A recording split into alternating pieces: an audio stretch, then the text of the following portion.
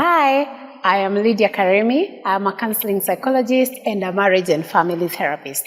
Welcome to H Consult Limited, where we offer therapy services ranging from couple therapy, premarital counseling, individual therapy, family therapy, mental health group therapies, workshops, and trainings. We talk, you heal, I don't judge. Visit us at the Spa Mall, Vicar Road. Our offices are on the second floor, room number 18 or S21. We look forward to seeing you. Get our contacts on the screen. See you soon.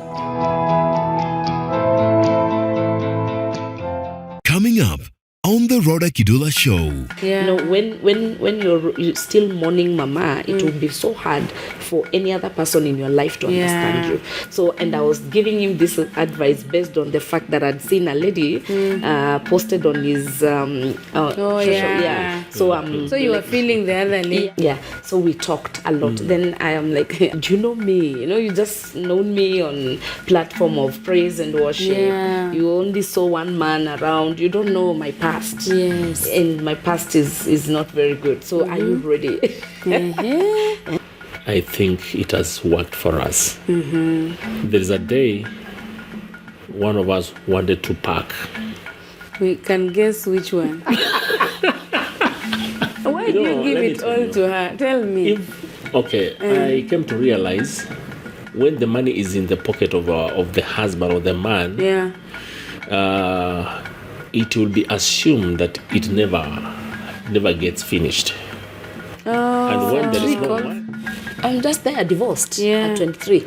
So if I would never be given a chance to be like accepted in the society, or that 23 divorced girl was a lecturer. She was an entrepreneur, business person. We have over 60 employees.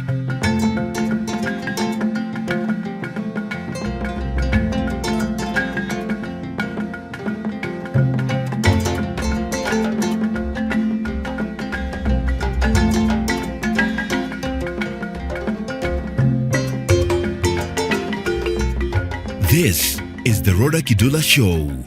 Hi guys, and welcome back. This is the Rodah Kidula Show on YouTube. Thank you so much for your support. Thank you for watching, for commenting, for sharing, for telling your friends about this show, and for uniting with us in this community that believes that marriage indeed works and God is still in the business of restoring and healing marriages around us. I really appreciate you. Thank you so much. And if you've not subscribed, please do so today. Well, it's yet another opportunity to meet another couple. Before that, we have JK Studios recording this. So if you have any videography or photography needs, please consider JK Studios. If you're getting married and you need a photographer for your wedding, if you just need a couple's shoot, a family photo shoot, a birthday shoot, consider JK Studios, and their number is on the screen. Well, every couple that we bring on board leaves us with so many lessons. So our work is to pick what will work for us and to leave the rest to others, because it belongs to someone else, right? It's not to copy paste what they are doing. That's why they're not here. We're just here to remind you that there are people out here who are enjoying their marriages for the glory of God, by the grace of God. So yes, I have another amazing couple, and they have already taught me a lesson. Machi doesn't need to have a kitenge. You can just have a theme, right? You guys look awesome. Thank you. And thank you for coming. Welcome to the show. So here we introduce each other. I would like gentlemen first. Please introduce this amazing lady to us. right. Yeah. The lady before you is my love, my beautiful. She's a woman that God gave me, and I'm so much grateful. She's called Pastor Lillian Nabuleje Nyongesas. That's who she is. Yes. What does she do? All right. In life, there are so many things that we do. But for her, God has specialized her to be a minister, a music minister. She's a business woman, an entrepreneur, in fact. Yes. Because God has diversed her into many, many, many businesses. And she's also an educationist. Wow. Yeah, a professional. So I thank God for her. Is she a Kenyan? Nabuleje. Okay. She happens to be from another country. She's from Uganda. Yes. Oh, you are the lucky one. Yes, thank you. Who got Ugandan women. Thank you. They are known to be very submissive. Sure. Yeah, Sure. it's true. True. Yeah, true. Yes. That is something I was looking for. And God answered my prayer. Oh, yes. Nice. Yes, I used to give her a story that when I was still young, I used to listen to a certain international radio station, which I used to hear some good music from Uganda, and I just admired. I used to hear about their behaviors and character. So God answered my prayer. Wow. Yes. Oh, and she did not disappoint your expectation. Oh no. What's her personality like? Yes. Is she talkative? Oh my. She has filled the gap that I could not fill. In speaking, God has given her the gift of an orator. Oh, nice. She can speak. She can speak what I cannot speak, and most of the time I keep quiet for her to talk. To tell the story. To tell the story. But today, you're not keeping quiet for today. Sure. Yeah, okay. Please introduce this gentleman to us. Thank you so much, Rodah, for having us. You're welcome. And God bless you. I've always loved you from Thank Hope you. FM. I know there's a day I could not miss following the program, and Thank you. actually you've been a blessing. And so this handsome man, Yes. as we like describing, And he's tall, by the way, guys. You won't see that, but he's tall. He's my tall, handsome dad, and more so a man who loves God.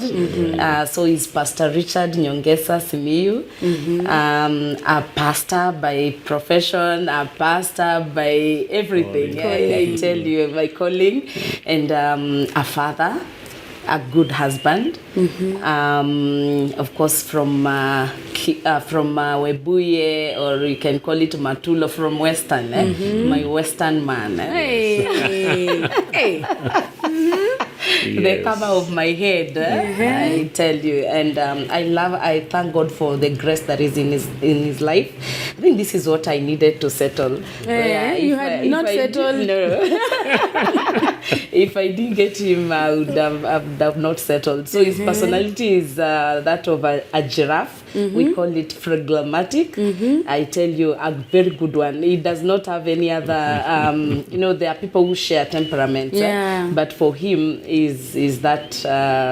Describe that personality. No, he's a calm person. Of course, every temperament has advantages and disadvantages, and the advantage for him is very calm, collected. If you're looking for a good listener, then he's one of those people who will just listen to you, cheer you up, not talkative, but they're very calm in nature. Of course, there's the other disadvantage. There are times you really want him to talk. And he will not talk. You're like, can you say something? Yes. So he's a godly man. There's something that I once had, and that was when Sinachi died, the lady in Nigeria who used to sing Ekueme. Yeah, when that lady died, I think there were servants of God who really got, this holy anger. I call it holy anger. And one particular lady said, the love of God is supposed to be demonstrated to us women by men. Yes. For you to know who really God is practically. Because most of the time we hear things about God, but there's the practical experience that you're supposed to know about God. And that that is supposed to be given to a woman by a man. And Pastor Richard Nyongesas has done that a lot of justice. Yeah, so he's a good man. Oh, he's a good man. Now we know Pastor He's Richard. a pastor for real. For real, at home and in church. At home and in church. Oh, that's good to hear. Yeah, so, how did you two meet? The one who saw the other first always has the right story. Okay. All right. It's a long story. It's okay. We have all the time. Yes. Okay. It was a godly encounter, and I thank God because we used to be in one music group. Oh. It is called Kewot, led by one of our brother Kenya worship. brother Papa Sam. Maybe you've met him. I know Papa Sam. Yes. Papa Sam is my friend from the beginning, and we happen to come from the same county, Bungoma. So when I came to Nairobi, he joined me. In fact, we lived in one house, and he was good in music. He started a group called K-Wat, Kenya Worship Team. Yeah. So it was an interdenominational team. People could meet from different churches in town, and due to some logistics, he came to me and asked for a place to accommodate the team for practice. So in that regard, I agreed for them to come into my church because I love music. Your church, you were already a pastor? Yes. Yes, at that time I was heading a church in Kasarani, Dynamic Glory Church in Santon. Yes, that is where we used to meet. And one day we arranged for a worship night. And since I was not going to the other meetings in town, which changed to be happening in my church, I had not met Lillian. So when they came for the worship night, she was among the team members, and I just saw her. But during that time, I was in a marriage. Oh. Yes. Okay. Which at a certain time my wife passed on, and then later on, I thought of somebody whom I can do a remarriage. Oh. Yes. Now I didn't know that part. Now I understand. Yes. So what happened? God directed me. One day I just paid her a visit with my little girl. Oh, wait, we have to take you back. How long had you been married? At that point. By the time your wife was passing on, your first wife? Yeah, it was 2018. How many years? Good years. You can tell us. Yeah. From they had 4 children. I think. They had 4 children. Yes. Now they were getting the 5th. 2001 to 2018. Yeah. Like 17 years. Yeah, around 17 years. Wow. Yeah. And then that's how it happened. And you had 5 children together? At that point. Oh. Yes. What happened? Was she unwell? No, she was in good health during the time of delivery of our last born at that time. Yes. She went through a CS, which never went well with her. Then through that, she passed on. How do you mourn? And you have... The baby is okay? Yeah. The baby is okay. She's now 7. No, at that point, she passes on and leaves a newborn. Yeah. God took care of her.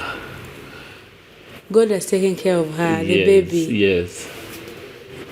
She's alive. No, no, I'm thinking about you. I'm not. I'm thinking about you. You know, for you to even come to this point where you can afford to laugh. Sure. I know at that point it wasn't this easy, and maybe there is a man going through that right now. Maybe left with children and wondering, is there hope? How will I survive? You know, it wasn't easy. The challenge was there. Yeah. I never even felt myself. I couldn't even reason out what is happening. Yeah, but God took me through it. Yeah. Yes. So how many years later are we meeting Lillian in this Kesha, right? In this Kesha. Worship night. We met before Mama passed on. Oh, you had met before? Yeah. Oh. Yes. So that is the first time we ever met. Maybe I can just explain a little bit. Yeah. So Pastor was my friend from that time. We met in the Kesha. He was actually preaching, and we were the ones ministering through music. And so I led a Ganda song. I think it's a very common song. Sing it again. We've been singing the wrong thing. Yeah, actually you sing the wrong thing. Yes. Chinsanyusa. Chinsanyusa is what makes me happy. Chinsanyusa chilichimu Yesu mulokoza mfayo. Yeah. Yeah, like what we have been singing. It's your thing. Chili. I hear all those funny things. In very big churches. Sure, I have heard people sing things. Please come for training. I will train you. Yeah. So during this Kesha, he was preaching and we were ministering. And so the following day, he got to Facebook. Yeah. To search for this lady who was leading the Ganda song. And remember, God never makes a mistake. During that time I'm seeing him, I saw a very smart pastor. He was in suit. He was actually in black or navy blue suit. He was well dressed, looking so sharp, and he preached content. I'm put off by pastors who just read one verse and use it to preach and say all the positive things people want to hear, but they don't teach you the word. So for once I felt like, that was a good pastor. He preached well, he preached content. I followed him, and we thank God for that Kesha. So later on, I think it was the following day or 2 days later, he looked for me, and then he posted a photo in my inbox of the Keot team, Kenya worship team. Now we call it Keot team, and asked me, are you this one? I had short hair, a bob. Could you be this person? I can't imagine you with short hair. I will show you the photo. That was my signature then. Short hair. Then I did a bob. It was really looking good and expensive. We thank God. So we started chatting. It's like, wow, you sang well. I said, oh, fine. So I started calling him Dad. How are you, Dad? How are you doing? So now we used to go, and by that time I had somebody. You were in a relationship. I was in a relationship with a pastor also. What's with you and pastors? I don't know. I think I've never dated anybody who is not a pastor, apart from maybe 2 friends like this. Every other person, my story is about pastors. So I thank God for that. We built a friendship. When you post something online, there are those specific people will comment, and definitely they will comment good. So he was one of them. Whenever I would put a post out there, I know Pastor Richard. Will comment. So that was the kind of a relationship we had.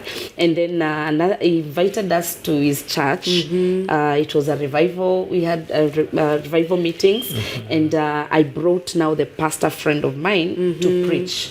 He preached during that revival meeting, and then there's a Sunday we were ministering. All the Keot team came to his church to minister. So we ministered powerfully. We thank God. I didn't know the altar, that very altar would call me back at some point.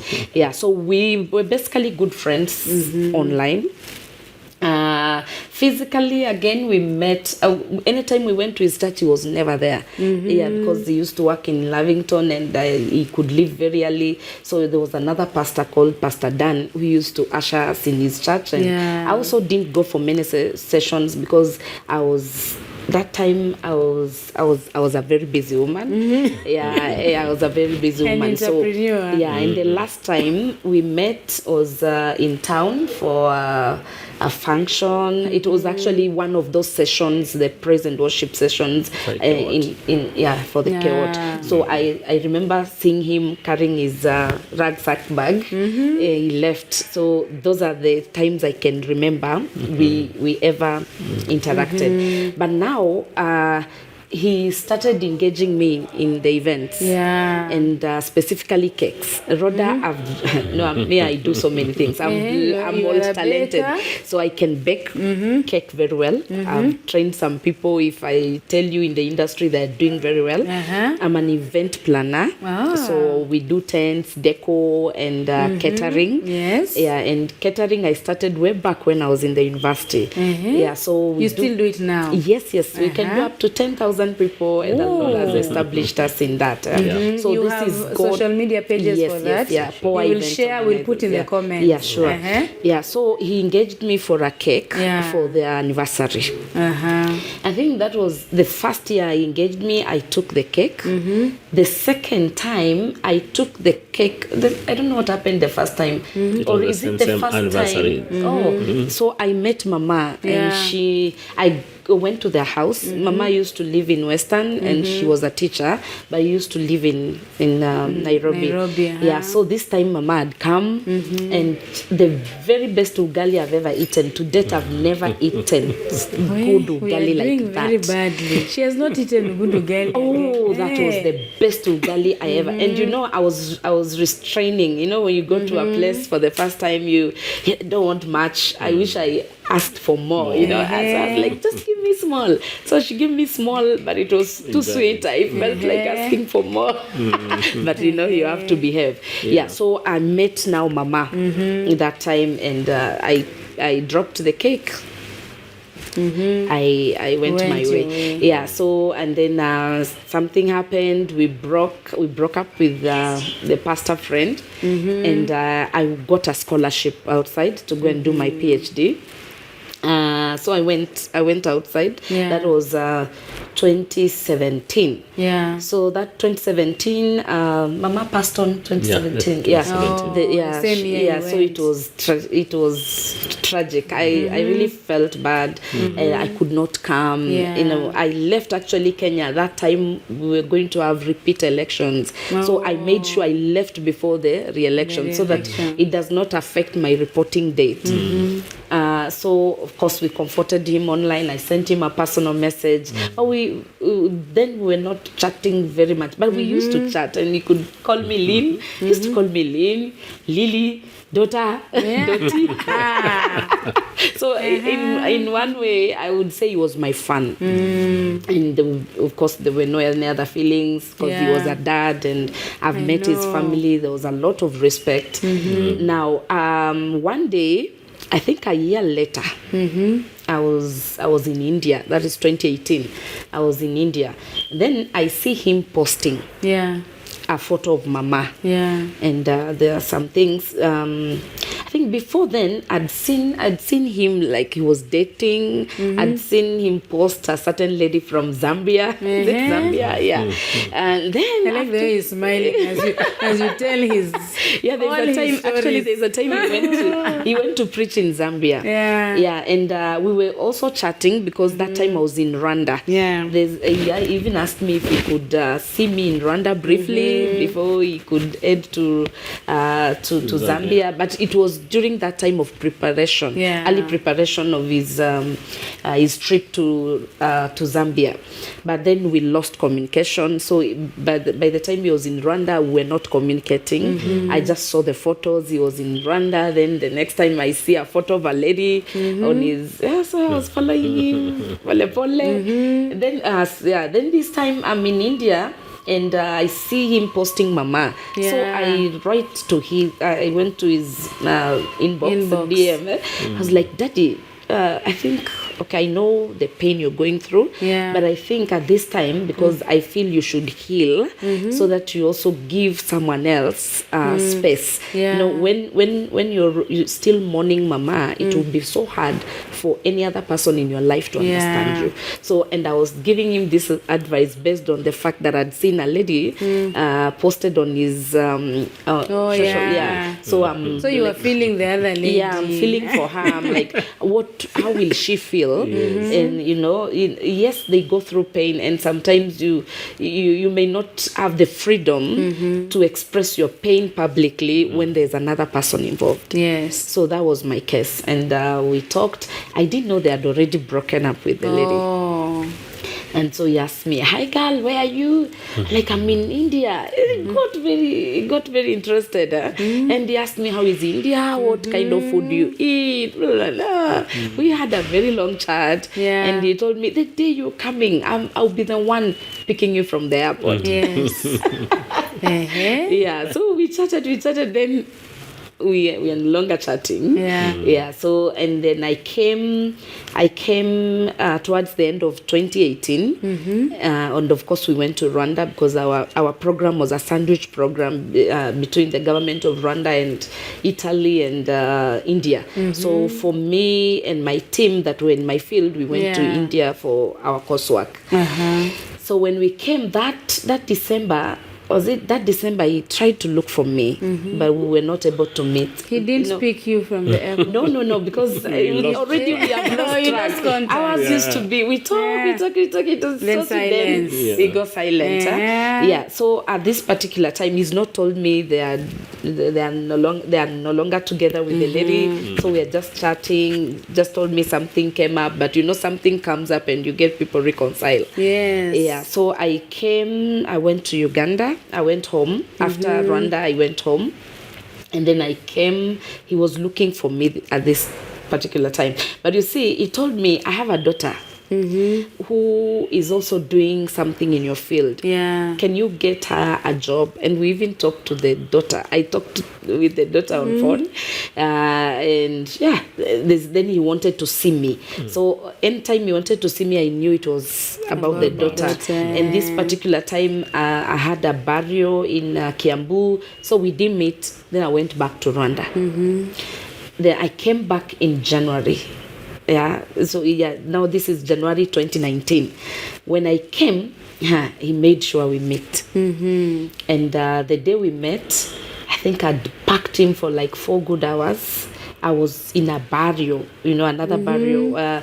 My manager had lost the mother-in-law. So I went for the burial. And you remember my manager was a brother to my ex. So the fact that we ended the relationship didn't have any effect on the man who is working and is really doing well. He's still my manager until today, and he's really doing very well. So I was in that burial, and I was very instant going for the burial because I asked him, Mr. Mturi, Pastor so-and-so should not be there. He said, you just come. Mama is there and you well protected. Because at that moment in time, he was already in a relationship. He had actually married. He had married, and I think the lady was pregnant. So, because when I came from India, I summoned him. I wanted to talk to him. I asked him, okay, is there us? Because when we parted, I told him, I gave him my instructions. If you're really interested in me, do 1, 2, 3, 4. You can go home. You can, you know my people. So if you're really interested, because I feel you're not serious. So when I came back, I summoned him and we met. So he told me, but you said you're going to study. You finish. When you finish your 4 years, we can talk. But he was trying to hide.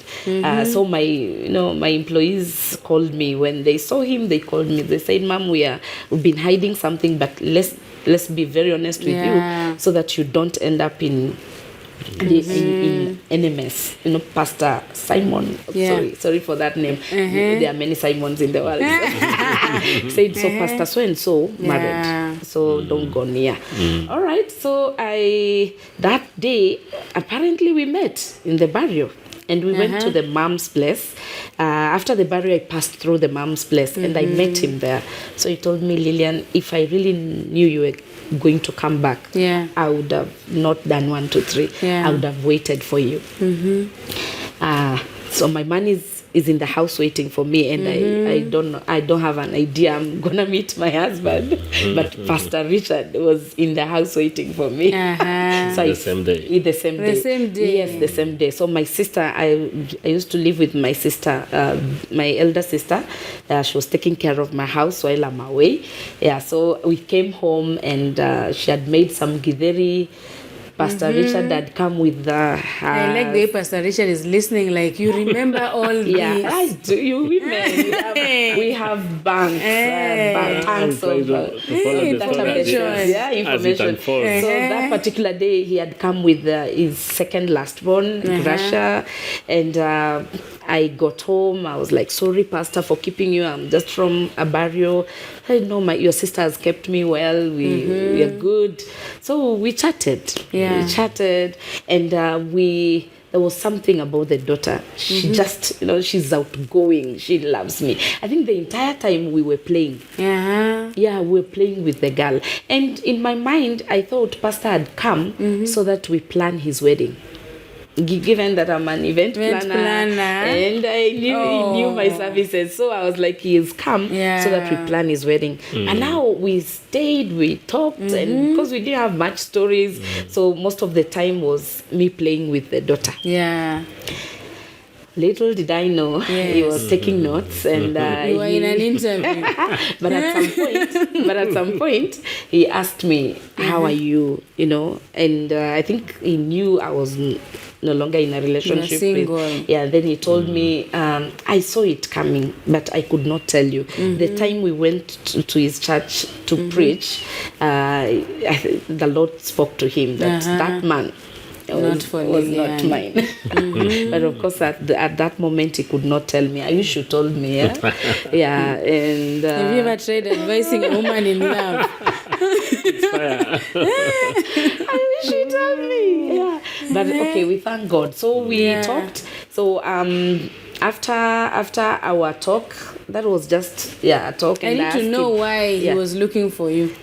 Now he will tell you. But what he told me is that he will speak. But we talked. So that evening, I had a car, but it had gone to the garage to be fixed. But the garage guy was so good.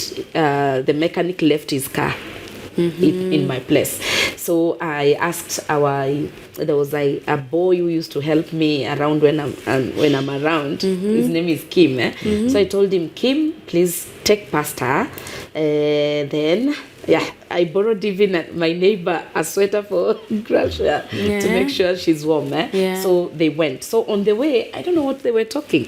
But when this guy came back, he was like, hey, mom, there's Kunavile. Mom, Kunavile. I'm like, where? God forbid. Because you see, that is dad. Yeah, I've had relationships, and at this moment in time, I was telling myself, one, I must get a man who has a lot of money. That was number one. Number two, a man who is not a pastor. Oh, because you had been disappointed by pastors. By pastors. So I didn't want a pastor. I didn't want a man without money. A job. And money, you not should a have job. Enough money. What is enough money? Oh, more than I had. More than I had. So then the third one was must be more learned than I am. In Rodah, the reason for all those attributes is because of what I'd gone through before.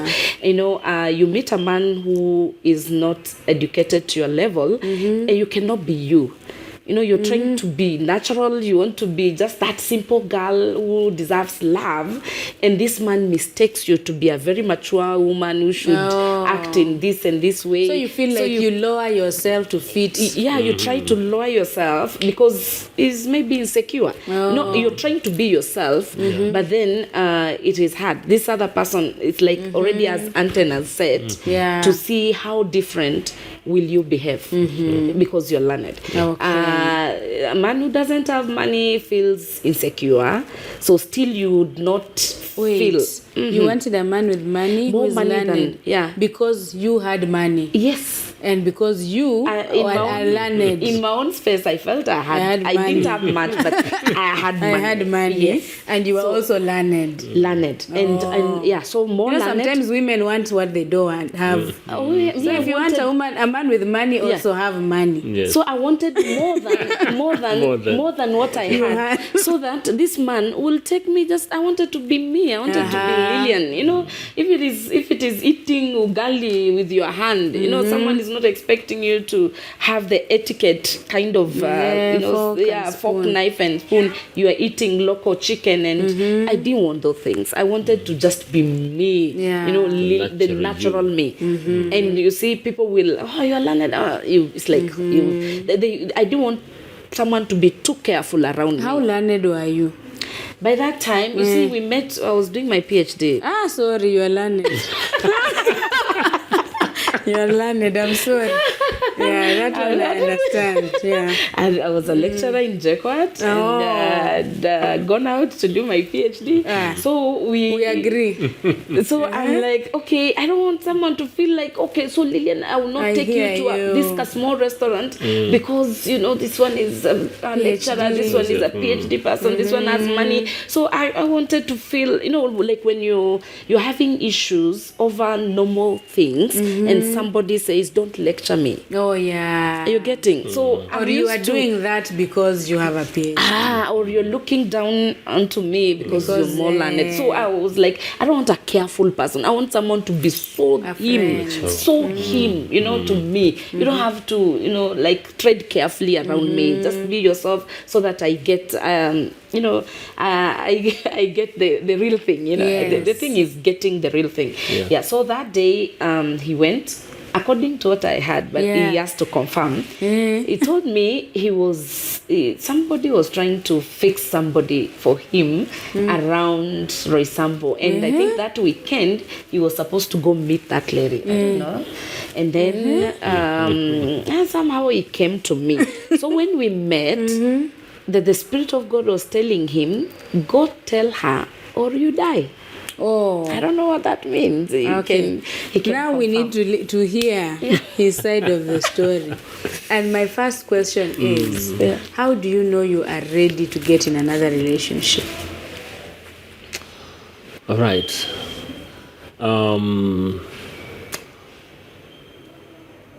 What can I say? All right. After the passing on of the late, I went through life, and there are so many signals that it could show that you need someone around you. Yeah, just being also natural as a man, you don't want to mess around. You don't want to be that kind of a person, putting in mind that I am a pastor, and there are people who are looking upon me in my church, in my family, and they would want to see what is the next step that I'm going to take. So I pray to God to give me a person who will support what I'm doing, who will be able to stand in the gap and do what God wants me to accomplish in life. So there were so many signs. Yes. And is there pressure to marry again from the society for a man? No. There's no pressure? No.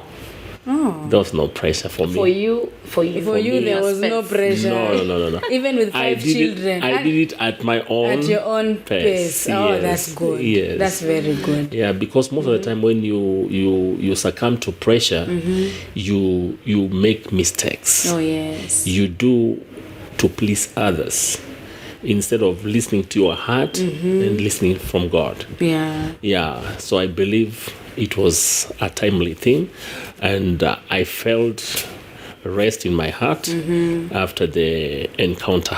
Encounter. Yes. So what attracted you to her, to Lillian? All right.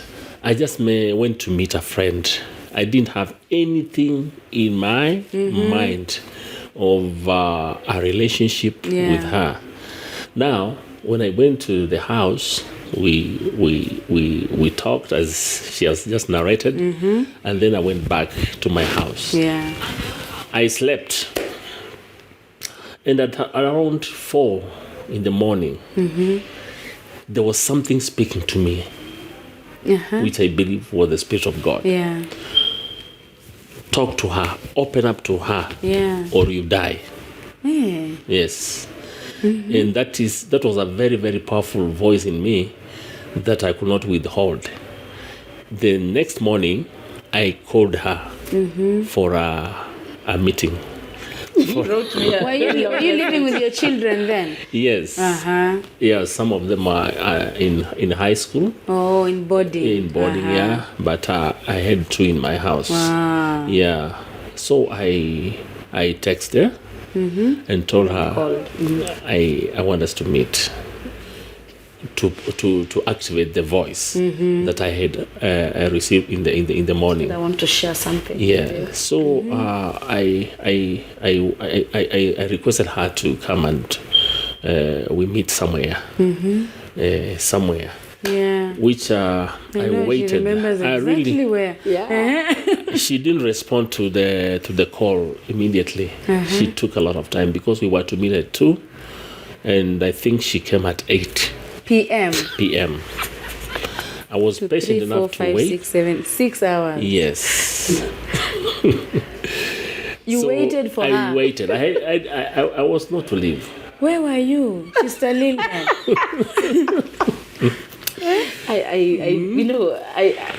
Oh my goodness. Just I think she didn't believe what was. Yeah, was happening. she was. Were you scared? Okay. Oh God. Really? What is the thing? Because when I saw the text, your instincts will tell you this man is up to something. Yes. And from the other day's night, he was questioning this young man a lot about me. Remember he came and he's like, "Mom, there's a way." I'm like, "No. Yeah. And he wants to talk to me. So, do I go? Do I not go? There are people, I don't want to feel any pity for him. Yeah, let me just take my time. If he doesn't, wait, of course, something will come up. Yeah, something will come up and he will get mad and just go. So I tried my best to avoid the meeting. And he's like, I'm still waiting for you. 8 p.m. Where are you? I'm like, what's wrong with this guy? Can't he read the signs, At 8 p.m. she shows up. Yeah. She came. And then she went to a place and told me I'm at a certain place. Come over. Okay. Yes, I went and then I met her. And then we talked over a plate of dinner. As we talked for around 4 or 5 hours. We went deep into the night up to around 1 a.m. That's when we were concluding the talk, and I told her everything. I didn't want to postpone anything, and I told her I want to marry you. Oh. Yes. That was the point. That is the first date. Yes. That is your first date you're asking her. That was my first date, yeah. But after that, I didn't talk about it again. We went through a back-to-back meeting, day out. Yes, I would call her, come, let's meet. And then I saw a lot of submissiveness in her. She was a good girl at that time. We went. At that time, I felt now I'm getting into something. Yeah. Yes, and through that, things unfolded. She can tell you what happened. And she said yes. No, was there a time of saying yes?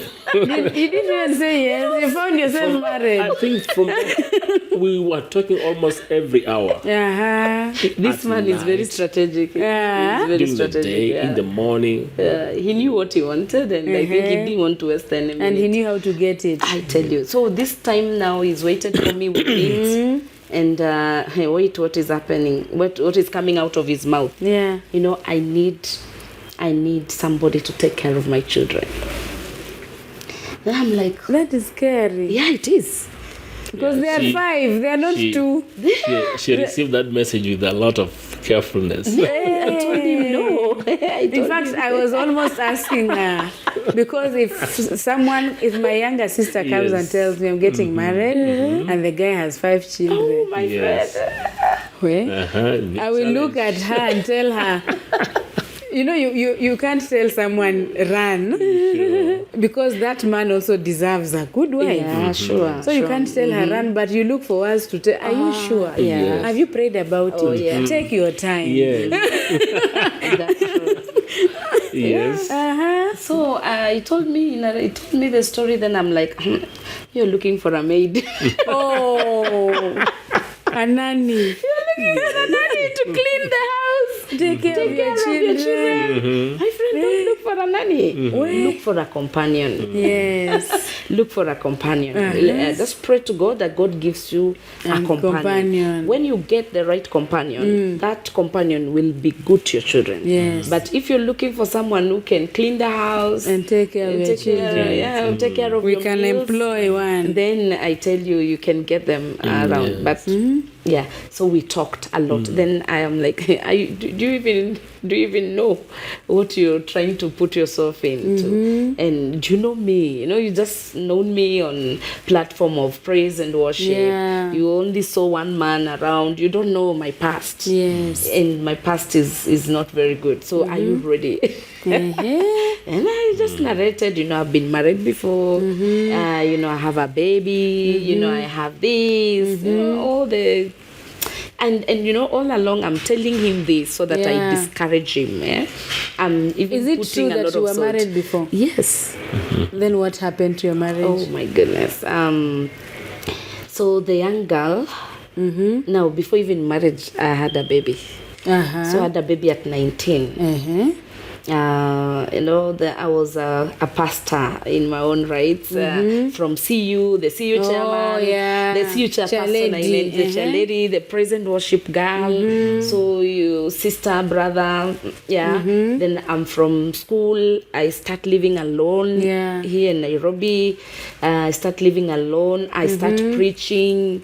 I go for keshas twice in a week, twice or thrice in a week. Every Monday we could have a kesha, every Wednesday we could have a kesha, and every Friday we could have a kesha. So I'm preaching, Then I preached to one brother who used to smoke bangs, cigarettes, do what.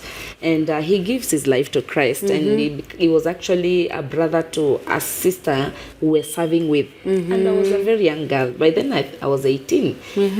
So the only thing that we were doing then was ministry, and going around to look for help. Yeah. Because you see, what has brought me from home is I was actually born in Kenya from Ugandan parents who went back to Uganda when I was a little girl. Yeah. And but I had relatives around. So after Form 4, I came back. I actually came through Word of Life. Word of Life is in Limuru, someplace in Kikuyu or Limuru.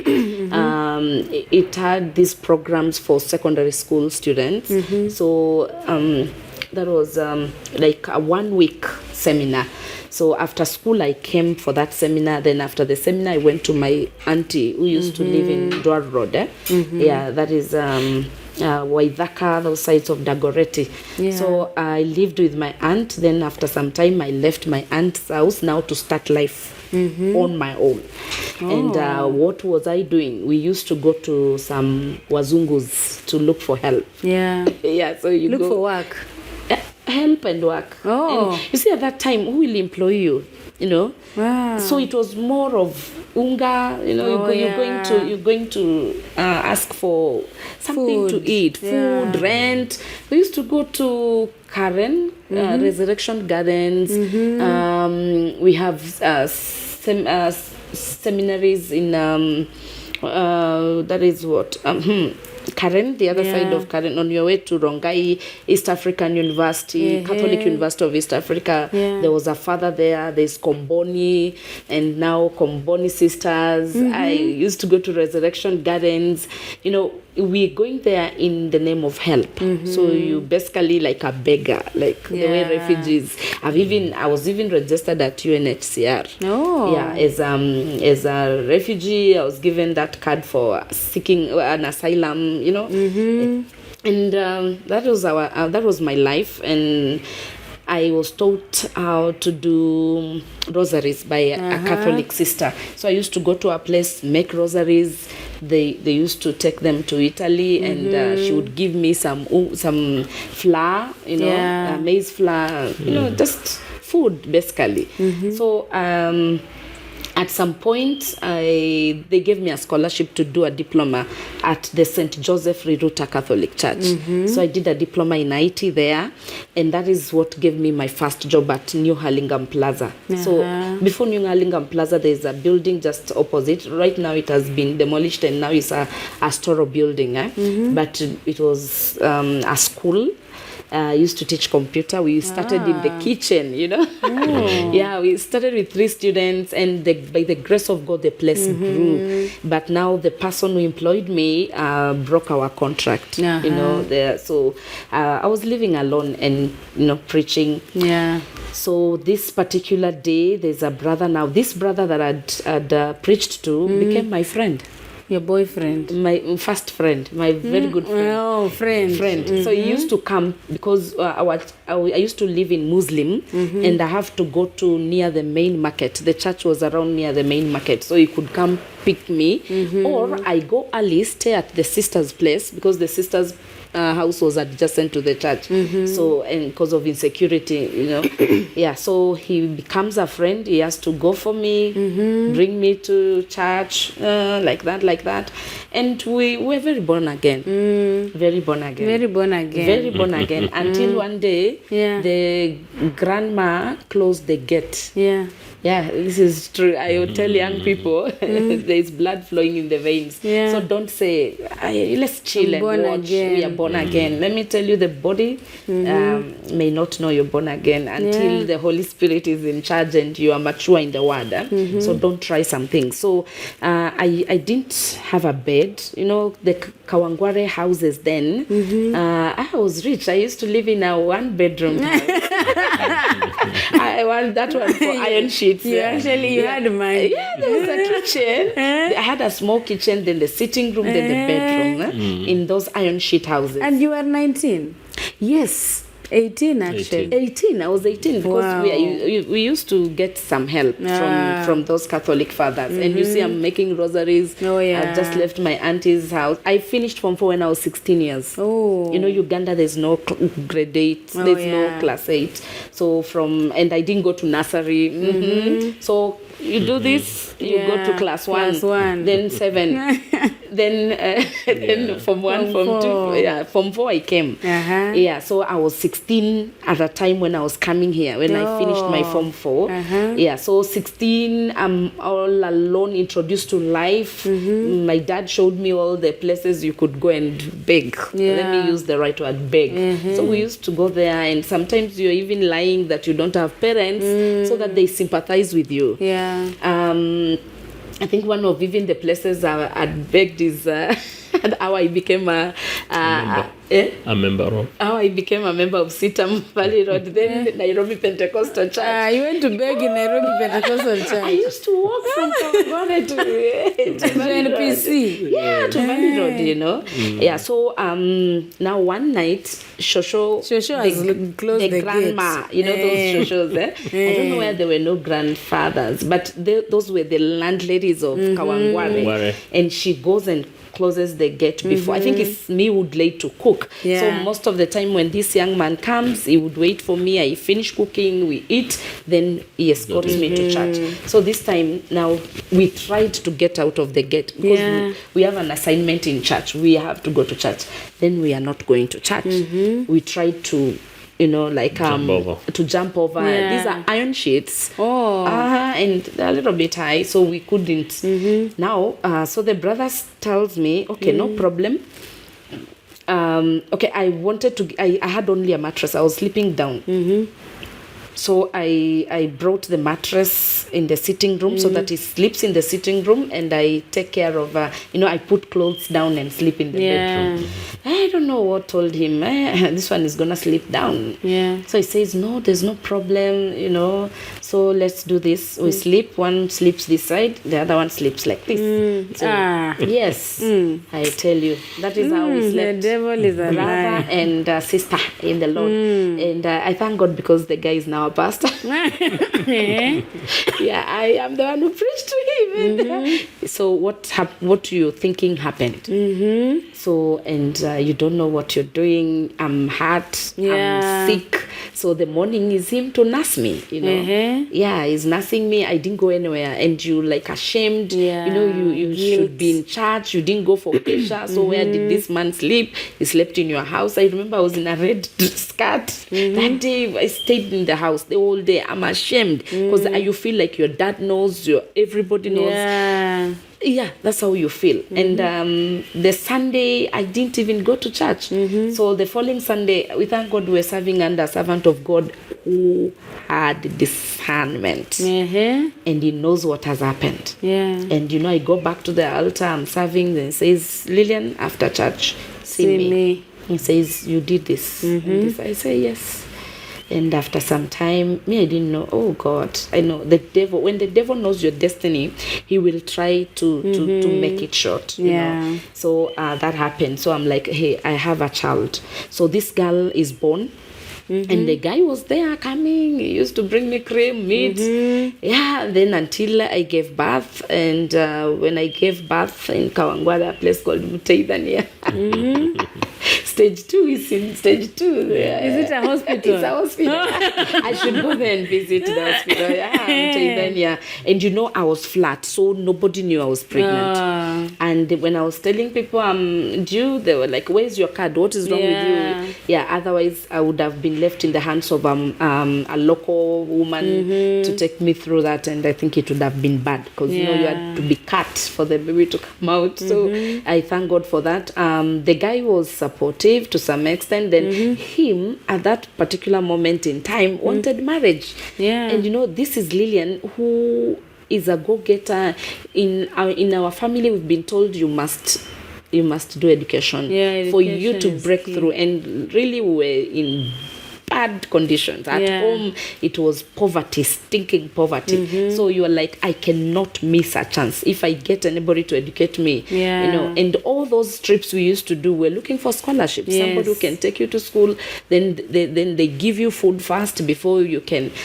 So when my results came, I thought I would go to Form 5 and 6 back to Uganda, but you see what, I'm pregnant. So I have to run away from my parents, from my dad. And my dad used to come, and sometimes he could be in that house. Then after supper, he goes and sleeps with another elderly man who is our grandpa.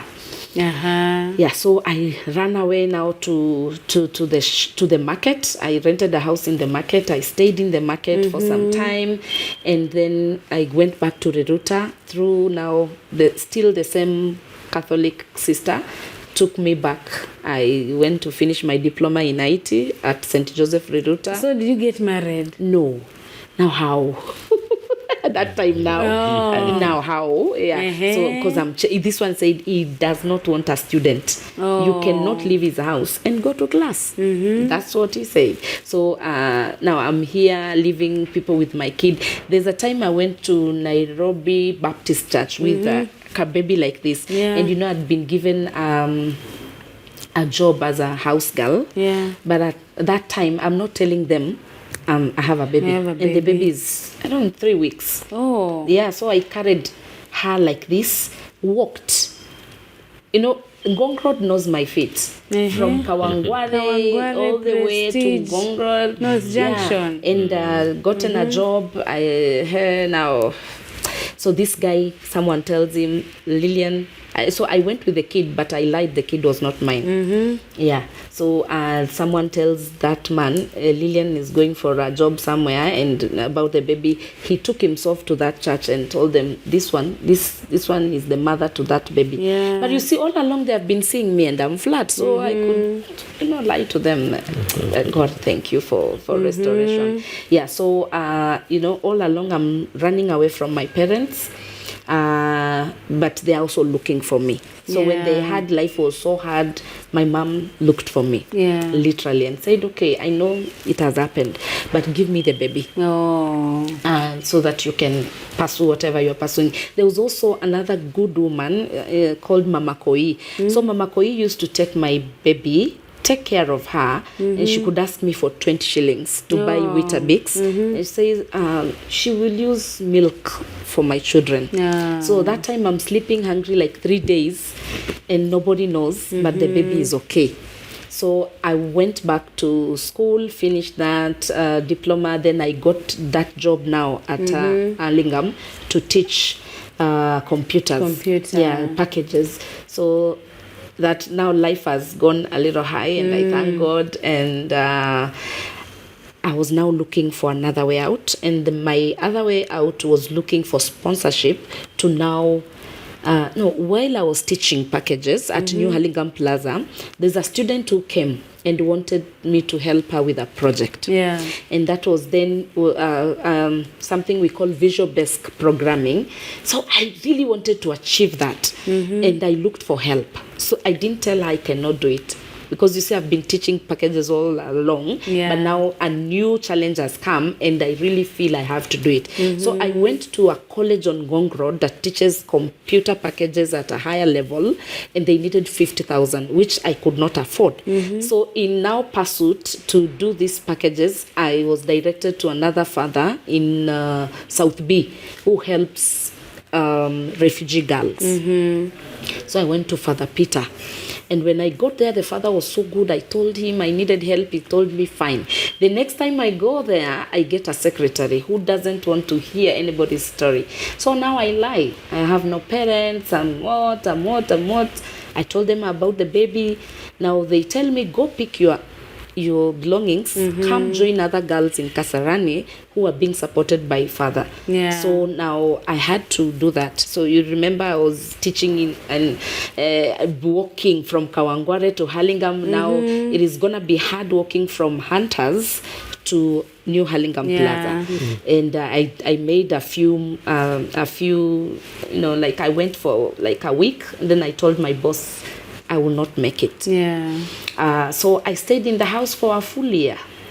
And then during that time, through now New Hurlingham Plaza, I met now the man I got married to. A whole marriage wedding. Yes, and it was announced in Sitam, because now we became members of Sitam. Now not as a beggar, but now in a new form. So I met a guy who was a surveyor in that same building, and we became friends. All along I was still in the house at Kasarani. So we went to our home, we wedded. Some Kalenjin land. And at that moment in time, you remember I went to look for help. Father took me to the house. I stayed a full year teaching girls English. Girls from Congo, Burundi. I taught them English, and I told them I wanted to do IT. So they told me to go to Zetec. I got an admission at Zetec, but then they told me where would be near would be this one on Thika Road. Then I was to do Zetec in town or come to this university on Thika Road, CPA, KCA, thank you. So when I went to KCA, the only programs they had was for JKUAT. So, and I have my Form 4 certificate from Uganda. They need to do conversions to the Kenyan system and all that. So they told me for this conversion to be done, go to Juja. So when I went to Juja, there was this woman at the reception. So she told me, are you ready to study? I told her, yes, Mama. You know how God blesses people. So you see, before then I was a house girl. you know. Yeah. I was a house girl. I went to I saw you with mom the other day, Reverend Judy Mbogwa. Oh, yes. So in my pursuit for life, I'd gone to ladies home care to look for help. I've washed that auditorium. So I've cleaned that auditorium. Then I met the receptionist, Mama Joshua then, and she gave me a job as a house girl. So I was, but now because I had a little girl, I could not leave my baby. But I tried to give up for adoption. I thought when you take her for adoption, they stay with her. When you now make when it in life, ready, you go big. They told me it's for good because they will give her up for adoption, and a parent will like her, will take her. So I may never know. But I'd gone to like 3 of them. Yes. So I worked as a maid at Corner. The lady used to stay at Center on your way to Ndonyo. So then I would come to Kawangware, where now Mama Koi used to take care of the girl. So now, you remember I'd gone for a scholarship to further in South Are B. you married now when this is happening? No. Oh. That time I'm still the girl doing all manner of... So I've been taken to live with other girls. So I stayed there, I've stayed for a year. And during that time, I was now on the... Like you've been put on the queue to go to school. So I had to look for option. I must have an admission. Now the admission, go to JKUAT.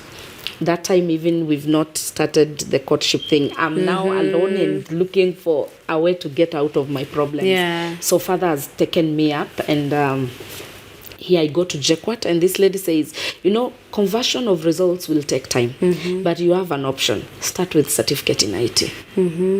My friend, I could not trust it because one, father is willing to pay for me. The Catholic father is willing to pay for me. We live with other girls. So I'm also tired staying in the house, teaching these girls. So when you are home, everybody has gone to school. You will be forced to clean, to cook. You are the one doing everything. Yeah, so I took up the certificate course. So thank God it was Juja only that was offering that. So I not that KCA would still have taken me, but I preferred to go to Juja. So I was commuting from Kasarani. Then I managed to convince the girls in the house. My share, every month we used to be given some money to do shopping. We go to Githurai, we do shopping. If that food is finished before the end of the month, it's up to you. Yeah, the one who has money will survive. If you don't have, you just you become a beggar in that same house. Yeah, so they managed to give me my portion. Then I looked for a room in Juja and I studied. Wait, I was very aggressive. I studied like there's no tomorrow, and now mom came and took my baby. So I did the diploma, the certificate. I did the diploma. Then now after diploma is when I got married. And because now all the girls, the house was dissolved. That now you've been given education, you can now go and start life on your own. So it was only me who didn't have a place to go to after now leaving Juja diploma. I didn't have a place to go because now our home is dissolved. Because I used to come every time we close, I go to Kasarani in our home. So what happened to your marriage? So what happened to my marriage? We stayed for 3 years. It was kind of a distant relationship because the man used to work in Isiolo on that project. I think it was a road to Ethiopia to Somali. Yeah, and I was in JKUAT. So immediately after diploma, got married. Immediately went back for degree. So I was a married student. And he used to come at first he used to come every 1 week. He comes home, and then family felt like that's too much. I remember my mother-in-law then telling him he should not die on the way. Just be coming after a fortnight. Started coming after 2 weeks. And then I think we're not serious. Why did you get married? I think pressure. Wanting survival, I don't know. Because, yes, there was love, that baby love. We felt like we loved each other so much, I've never done the kind of play we used to play with that friend of mine. So we would go to Uru Gardens and do hide and seek. So we felt that was love.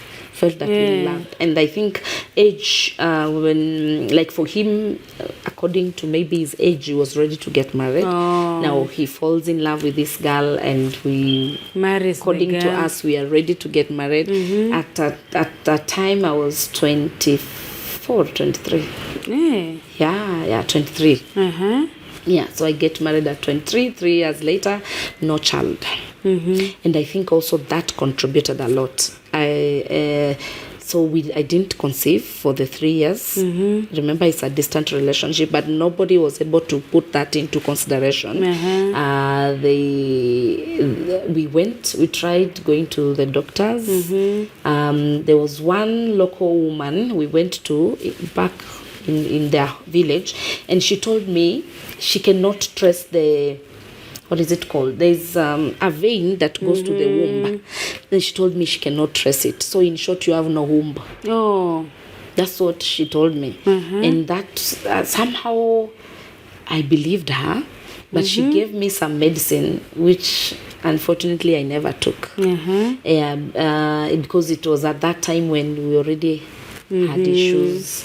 And also hearing from people, having too much information. You know, he would be given information about me. I would also get information. I've ever gone to surprise him for his birthday and he's not there. And then friends made sure he comes at night. I've carried girls from Jekwat. We're going to surprise him. We stayed until midnight. He came just few minutes to midnight. And then just friends, his close friends tell me he has a lady in Meru, and I didn't share that with him. It was just eating me within. So I'm in Jekwat. I said, let me focus on my studies. So at some point, a lot of stories came up, and this particular time when we were parting, according to, because I've never asked him, we've never had a chance to sit down. Were you two married? Yes, we were. Not that there are different types of marriages. Yeah, and I think his family also was too much into it, and so this particular time we are now parting. Ile proper. Someone tells me, I've met so and so with a pregnant woman at this station. And that time I'm also. So the story, you see how I'm even, I don't have very good reasons to give you, but that is how the marriage got scattered. And for him, when he filed for divorce, he said it was infidelity. He said it was me, who was not faithful in the relationship. And he had, I was, you were sitting there and you're like, one day this man will come back to his senses and we will work a relationship. Then a lawyer comes to you. He had the money, so he went through a lawyer, and I think the other woman was also, I got to know the woman he married, and this woman he married, they were together in college. So all along we are dating, that woman was there. But for some reasons, I think Pastor Richard is part of this too. I think he was there's something. So all this time we have issues in our family. The lady is already pregnant, so I believed that I was barren. Yeah, that is now the take-home story. So this guy left me because I was. So you thought by sharing this with him, he will be so discouraged. Your past is. Yeah, I told him child, marriage, tried other relationship, didn't work. Yes, married, so now divorced. Yes, and you are a minister. God hates divorce. Yeah. Didn't we throw that on your face? And let me tell you, there's nothing that has never been thrown. So I told him all the things, and he's like, Lillian, if you accept me, I tell you, we will never go through any other heartbreak.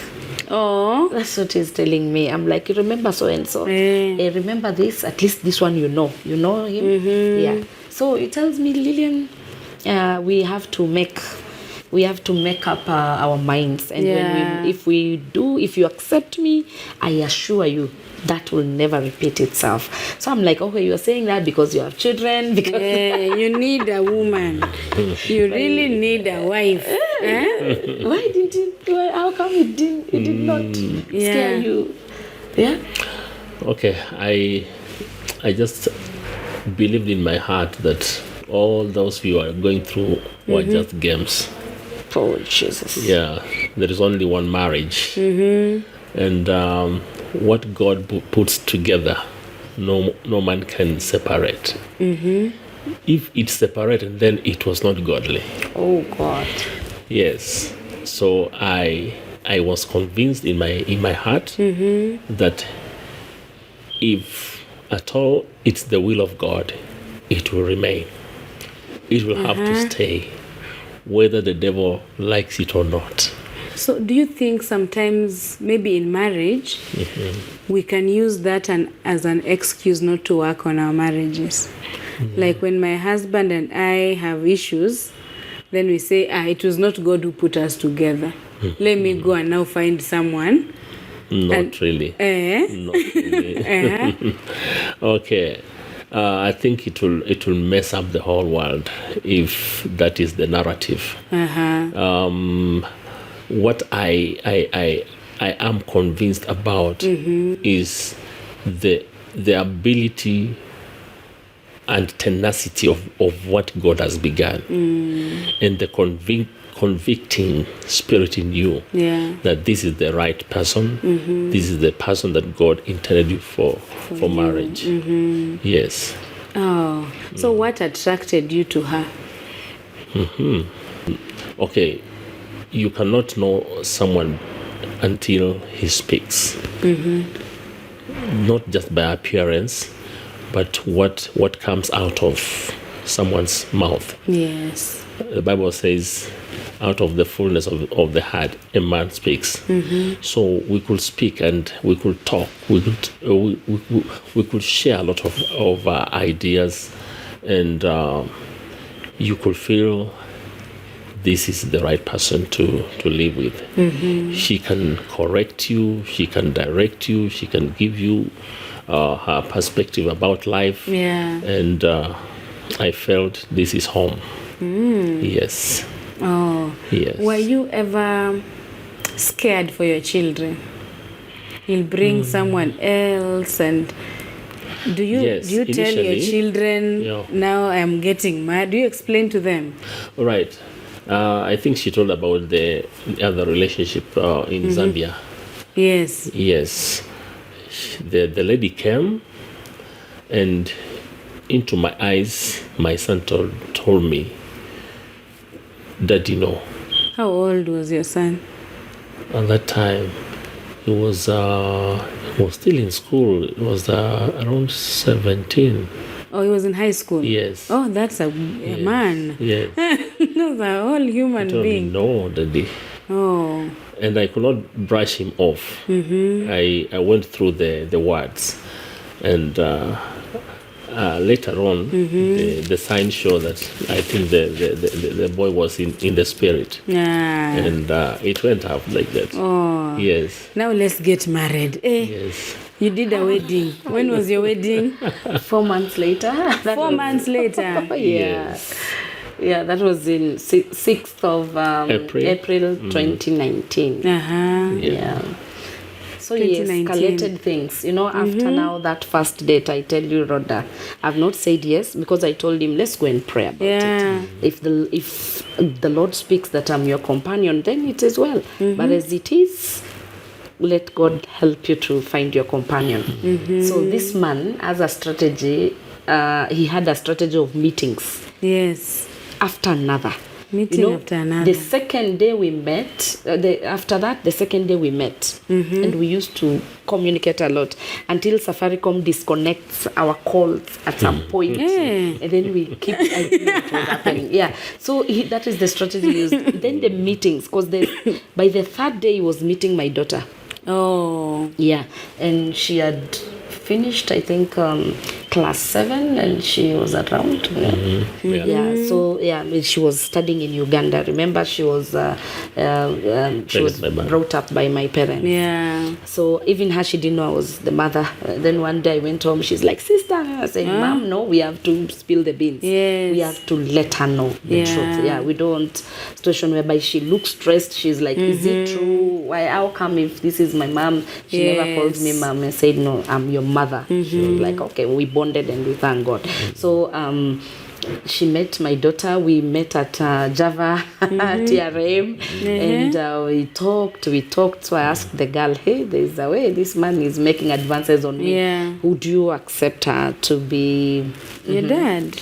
Now spiritually, it's God who ordained this. Yeah. Remember, I'm coming from India 2018. End of 2018, and my mind was, this guy I left, I will still go back and talk to him before I make any move, because now India is a special country by itself. So he says, and then I get to know he has somebody. Now I went to Uganda when we're crossing over to 2019. Yeah.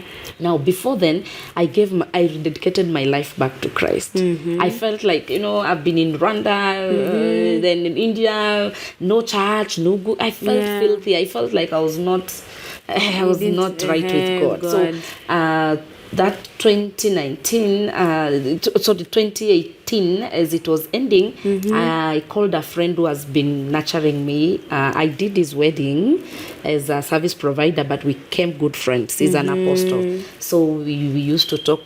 So this time I'm like, Daddy, I need to dedicate my life to Christ. Yeah. He knows my story there before. So he prayed for me. After dedicating my life to Christ, when he was now making the prayer, he tells me, wait a minute, I'm seeing a very big wedding. I'm like, Daddy, don't go there. Yeah. He's like, so I stop. Because that's what I'm seeing. I'm seeing a big wedding. So I stopped. My daughter, that's what the Lord is showing me. So he prayed. Once he was done praying, I forgot that there was a prayer that was made. Yeah. I went home. Now, as we're crossing, people normally go to church to cross the year, but I stayed home. And just like 2 days before, we had an issue with my brother, the one who follows me. Says, Professor, you are not even married. You're telling us you're a professor. Professors without marriage. So this Ugandan... Professors go through a lot. This Ugandan setup, a Ugandan girl is originally brought up for marriage. Yes. Is brought up for marriage. So you are nurtured, you're told things, everything around it is about marriage. The other thing is now education. Oh, yeah. So it's like you're studying, all will end in marriage. You're being groomed, all will end in marriage. So without marriage, is like you don't have a status in the family or in the community.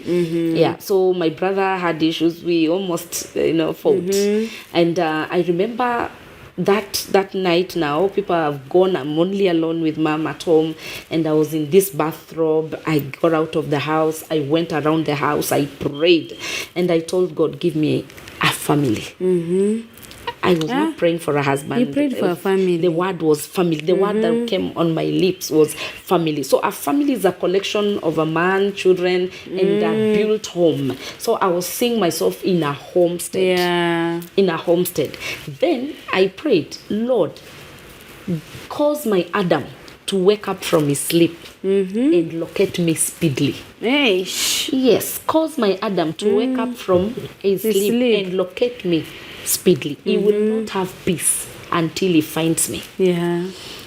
Rhoda, this is 2018 getting into 2019. That January, my friend, when I left Uganda to Kenya, I had like 7 men looking for me. And all of them were pastors apart from one.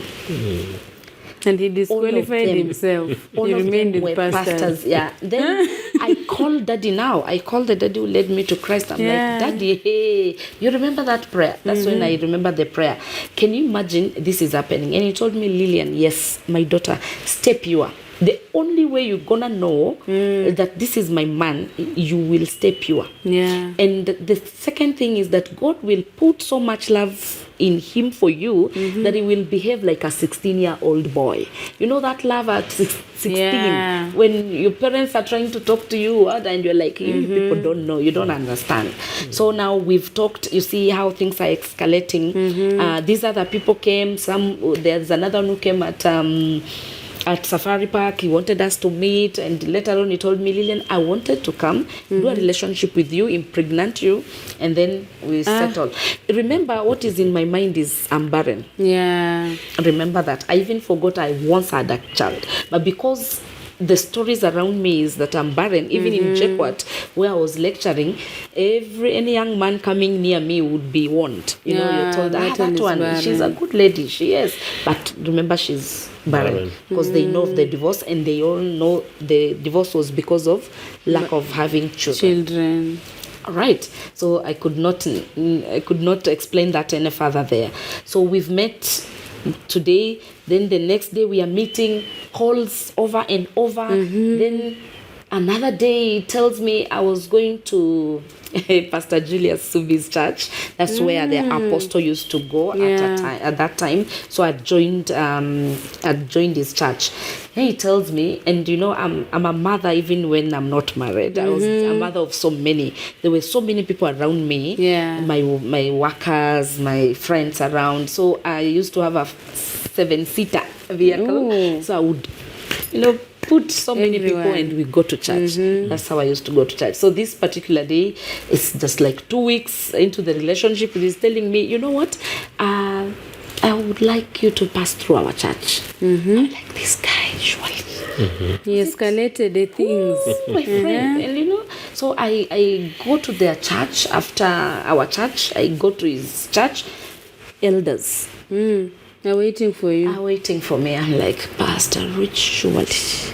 So we sit there. The elders are discussing first. Then after that, then he introduces me to these people as his fiancé.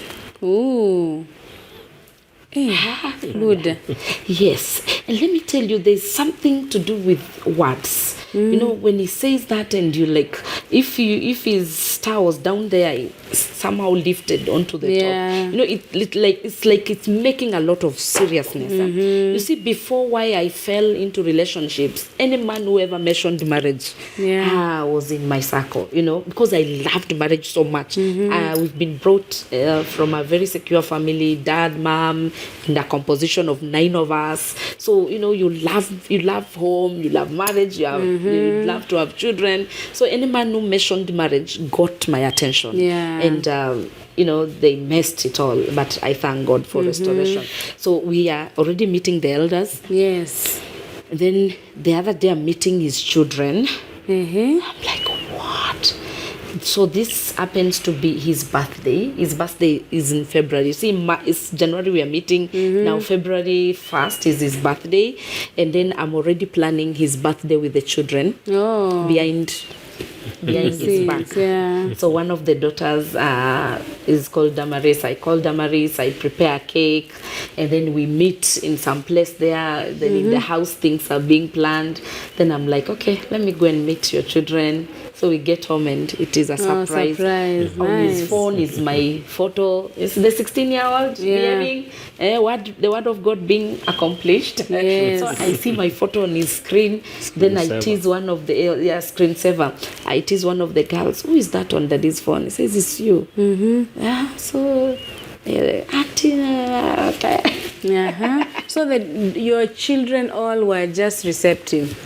Yes. At this point, it was just...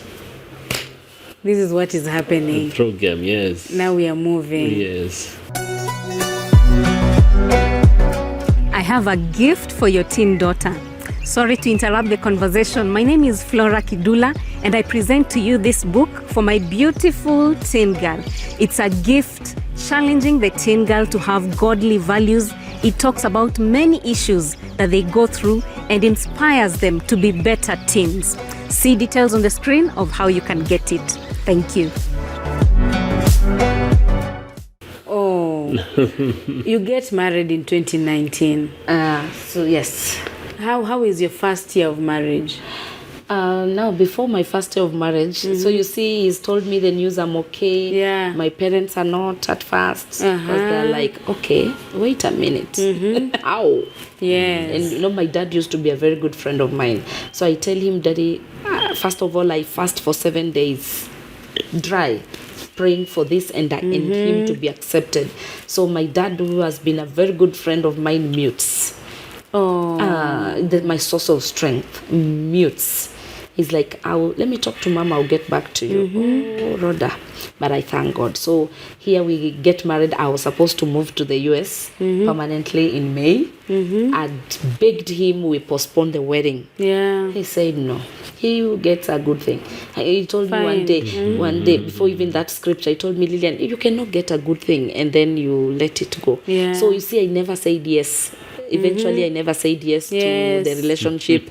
I even waited for the proposal. It never came. All I had is committee meetings. Now planning to go to Uganda to give dowry. My parents have not yet accepted. They don't want to see anybody in our family. My mother is like, they are not coming. They are ready to take dowry. Nobody is accepting. So I'm still dealing with him to be accepted, and then they accept like this. We are in Uganda, and then he gives dowry, then the return is not enough.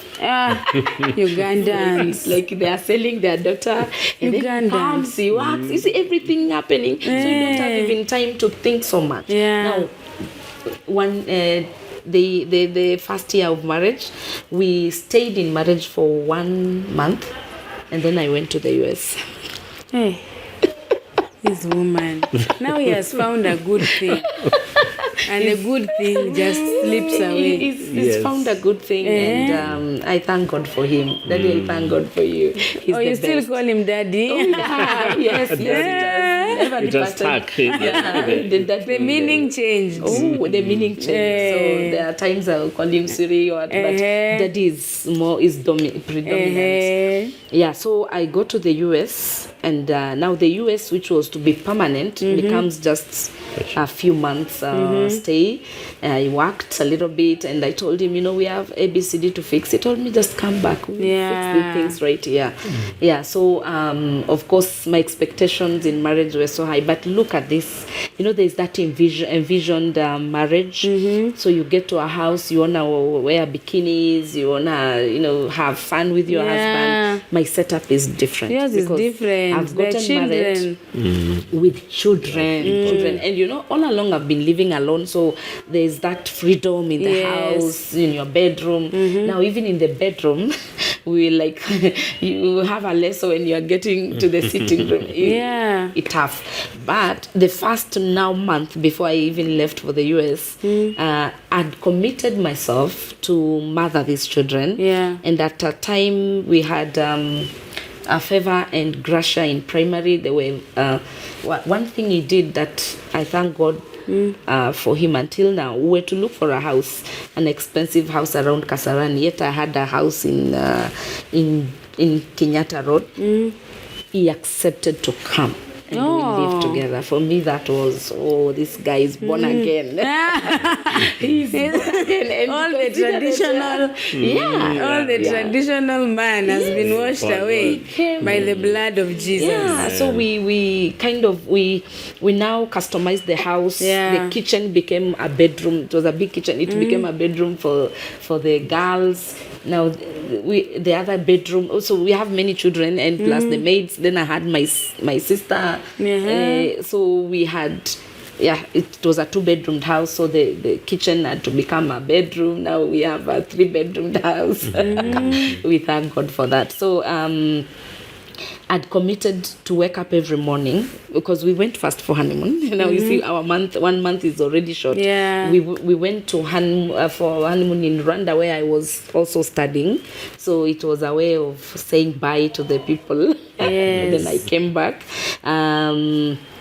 I'd committed to mother the children, and to an extent of waking up every morning, pray for them, prepare their breakfast, pack their breakfast, and they go to school, or escort them to the matatus, and they go to school, which was actually a long distance before, of course, we could get a transfer to another school around Juja.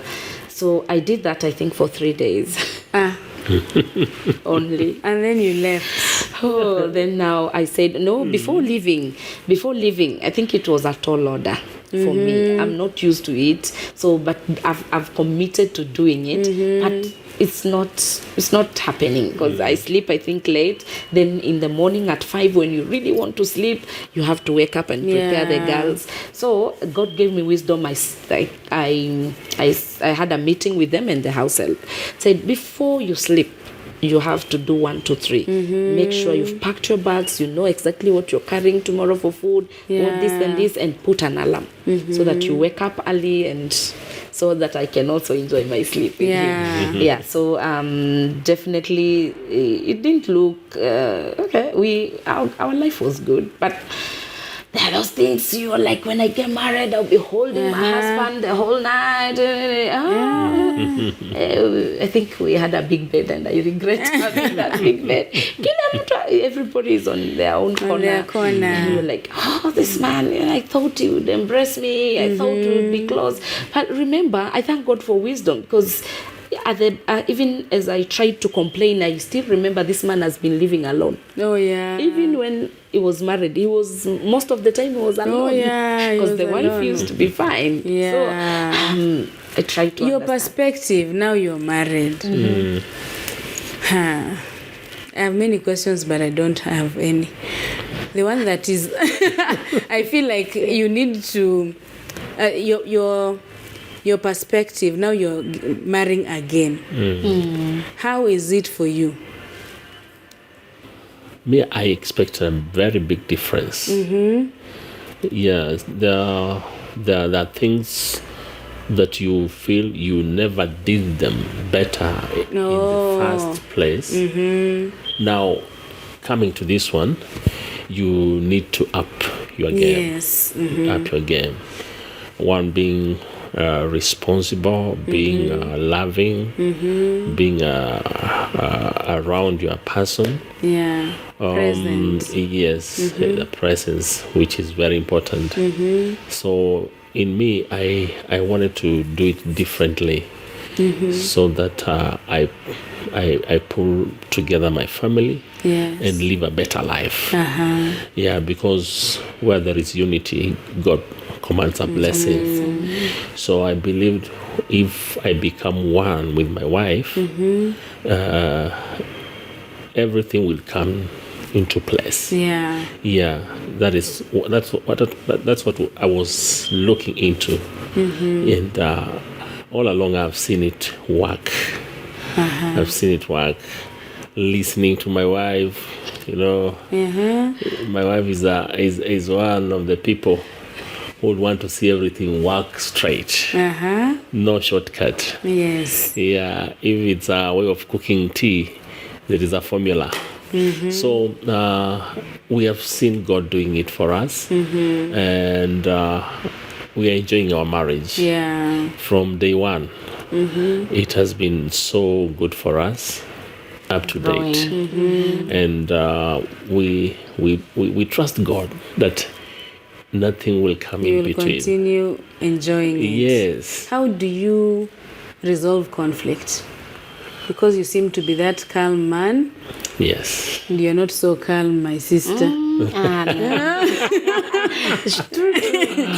how does conflict resolution look like here? Okay.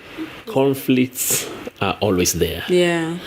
They will never lack, especially in a family setup. And one thing that I've learned through this marriage is you cannot be up, all of you. Either children, wife, or the husband. One has to come down for the level to come. So I've learned to listen.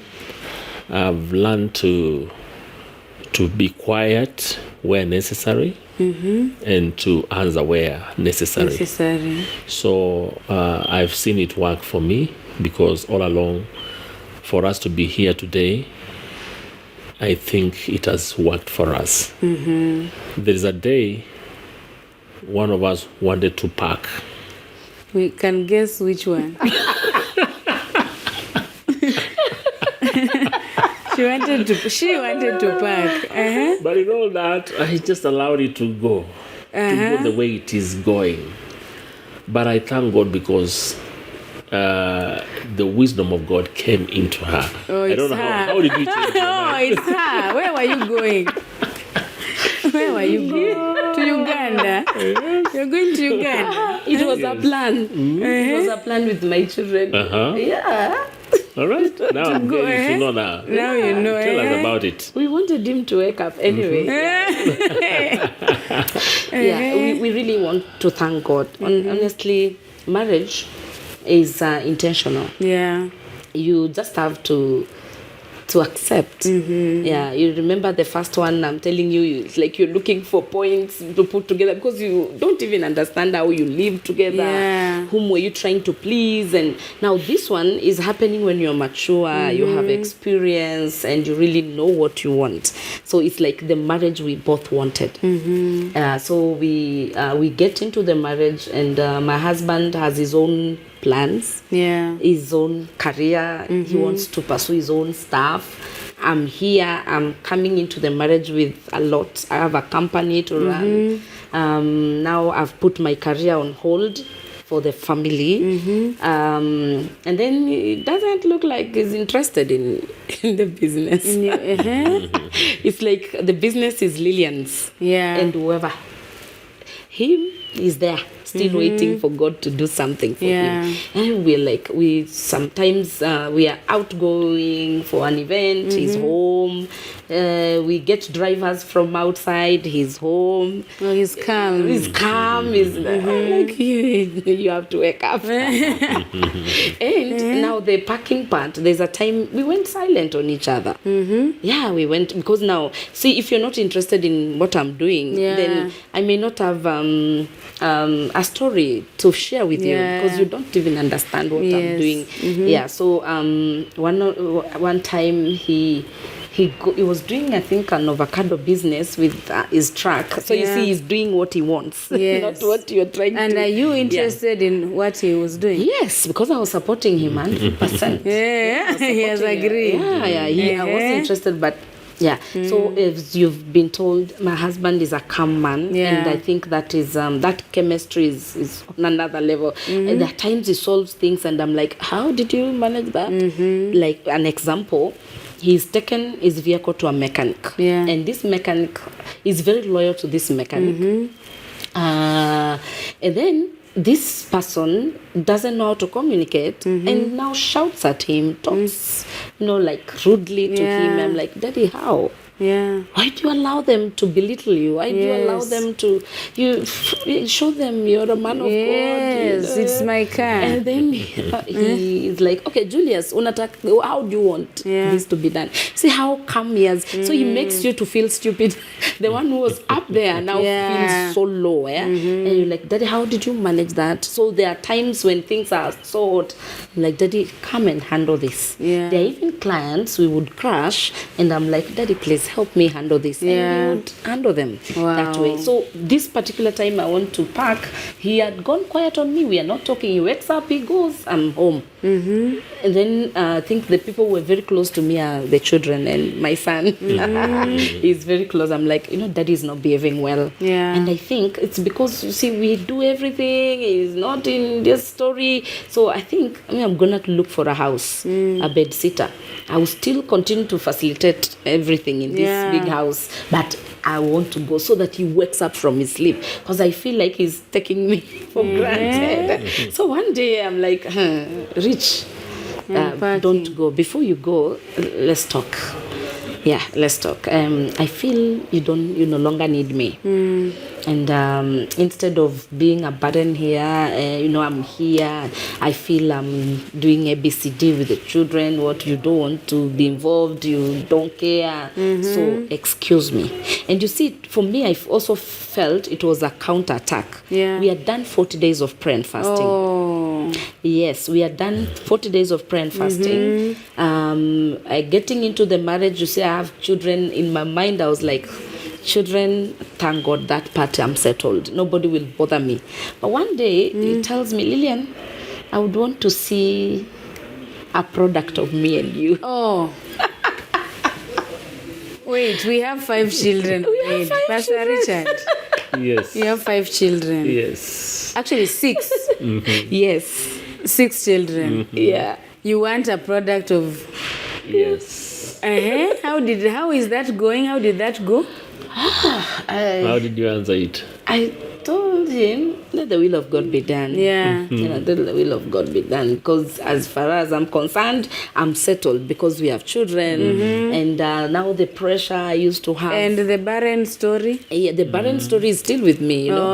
And even when we're talking, I didn't bring the barren story. I just brought other stories where there's a kid, there was this, but I didn't, at the back of my mind, I knew I will not have children. So it was just at the back of my mind. Now, when he told me that, I told God it's well. So these 40 days of prayer and fasting, brother, we were praying for various things, but I tell you for sure, I was praying Hannah's prayer.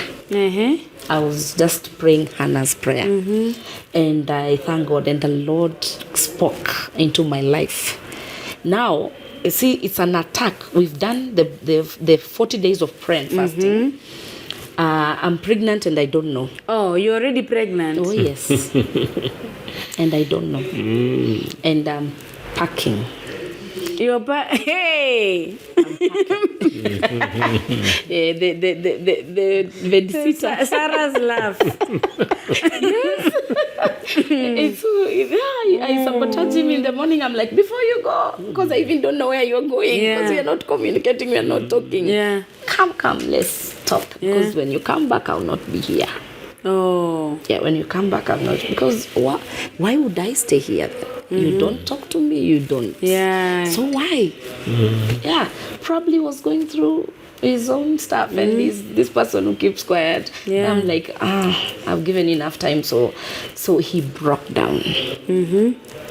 And we both broke down. He asked for forgiveness. We just, I think it was a renewal. Yeah, restoration. Yeah, it's like you're renewing your vows, renewing your marriage, and God restored. There was nothing serious. It was just an attack. It was just an attack, and we were taking it very serious. Yeah. As now, like me and the children, were taking it very serious. Yeah. We're like, okay, you know, the devil would want to plant something in your head. You're like, okay, I think there's somebody who makes him happy. Yeah, maybe not he's us. going to someone. And it's just his personality. But it's at that moment in time, silence. Silence is a weapon the devil uses to destroy relationship.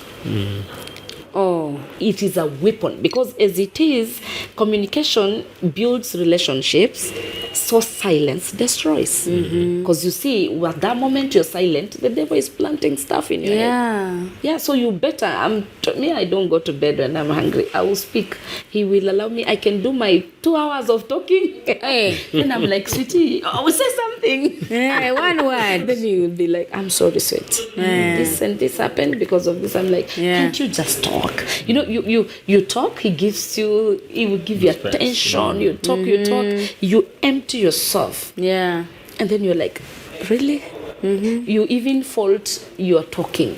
Because you're like, okay, so you take me to be stupid, to be talking without you saying something. Anything. But honestly, it has worked. If all of us were up there, don't allow the sun to set when I'm hungry. But the Lord has taught me a lot. I'm also this person who can hold. You know, I will wait for the right time. You know, I will work like you have an event or you have some work to accomplish. We will work as if nothing has happened. So until we are done, then in the evening, you're like, honey, can you? We've done our supper, honey, please. There's this issue. So I'm a narrator. So I will start, Daddy, this happened. Now, these are the advantages. I don't think men like that. They don't, but I thank it has God. to be done. Because now I feel, someone has to do it. I feel you have to understand where I'm coming from. Because if you don't, then you might misjudge me. Yeah. You might misjudge me, and because you're coming from a place whereby people have ever tagged you, like you're lecturing them. So I don't want it to look like a lecture.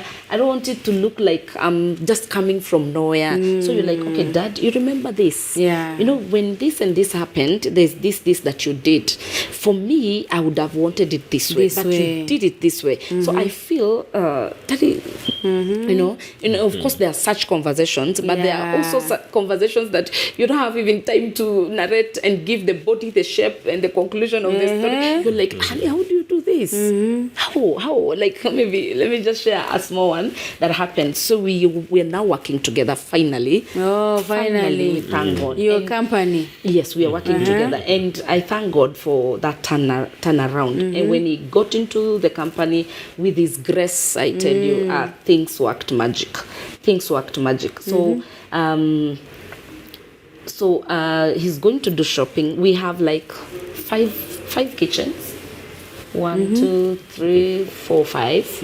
Yeah, in some organizations. We cook for what do you mean? organizations. Oh, catering. Yeah, catering. So we offer catering to some organizations. So he's in charge of procurement. Oh. 100%. But you see, the money comes from the accountant. And he's in charge of purchases. Yeah, so he's the one who is now like, in touch with the suppliers. He's in touch with the suppliers and the workers. Yes. And you see, every kitchen has a departmental head. So that departmental head tells him what he needs. Yes. And so sometimes he might not communicate on time. So he knows there is money. Yeah. And rather, there's a time money is not there, because if you do a corporate job, it means you're spending, then you'll be paid later. So I would want him to consult, ask, okay, Mama, how prepared are you?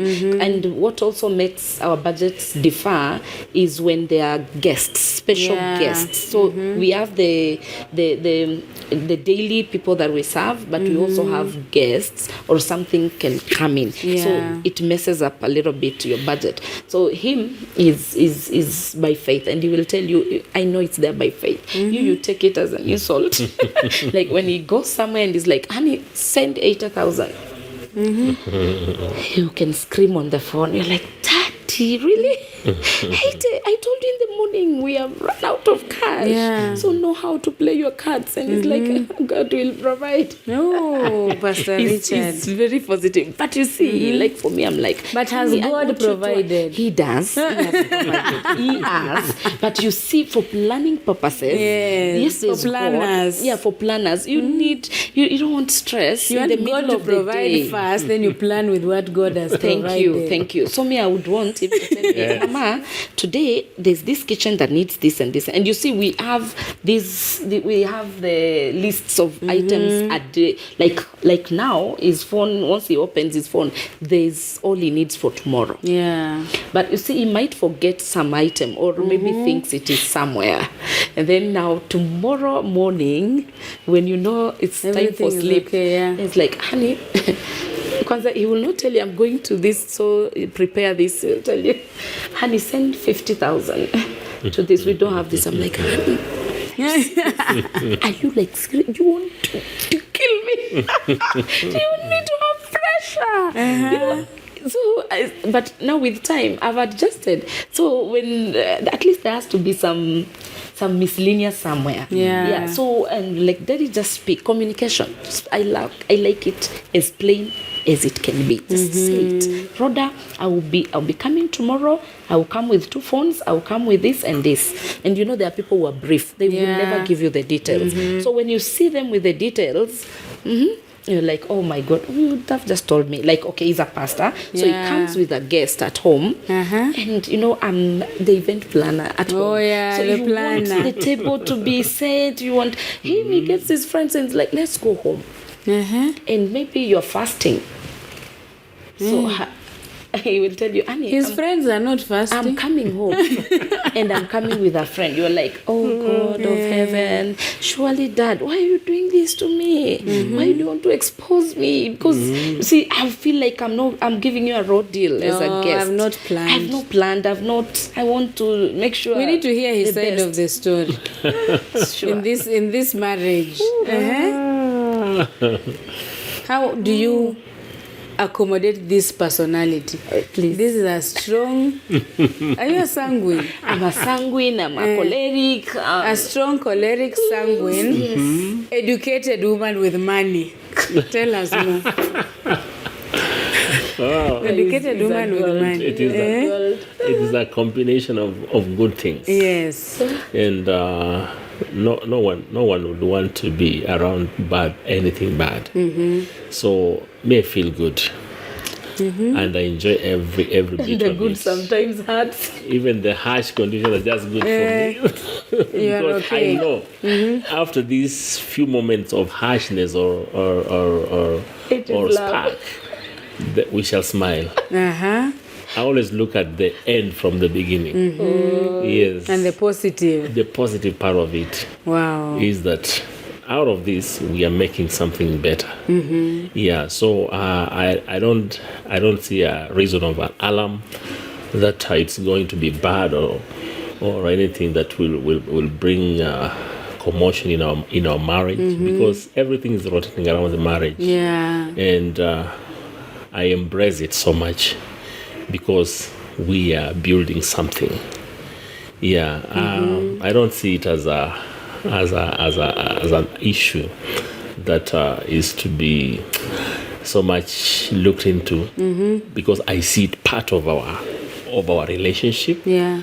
part of our marriage, and it makes me stronger every day. Yes, I learned so much. The issue she's talking about, me keeping quiet until the last minute, there's some things I solve within myself. I only give them the results. Yeah, so you are keeping quiet for this reason. This is the end of it. So I look at it that at the end of the story, all of us will be happy. Oh, yeah. Yes. But the silence was not good. I don't. See what Oh it no, was there are creating. people who keep quiet. Yeah. Within them, they are planning evil. Oh, yeah. They are burning. They are like, if I get a chance, I can destroy. But within me, I'm planning how I can make everything cool and swiftly. Yes. What does she do Yes. for you to feel or to know that she is submitted to you? What are some of the things she does for you to you see submit? How do you see submission in her? In many things. Okay, in a family setup, we do all of our things together, and everything that maybe she can be planning on her own, she always comes to tell me that this is what we want to do. Even before the thing unfolds, I will have already received the information.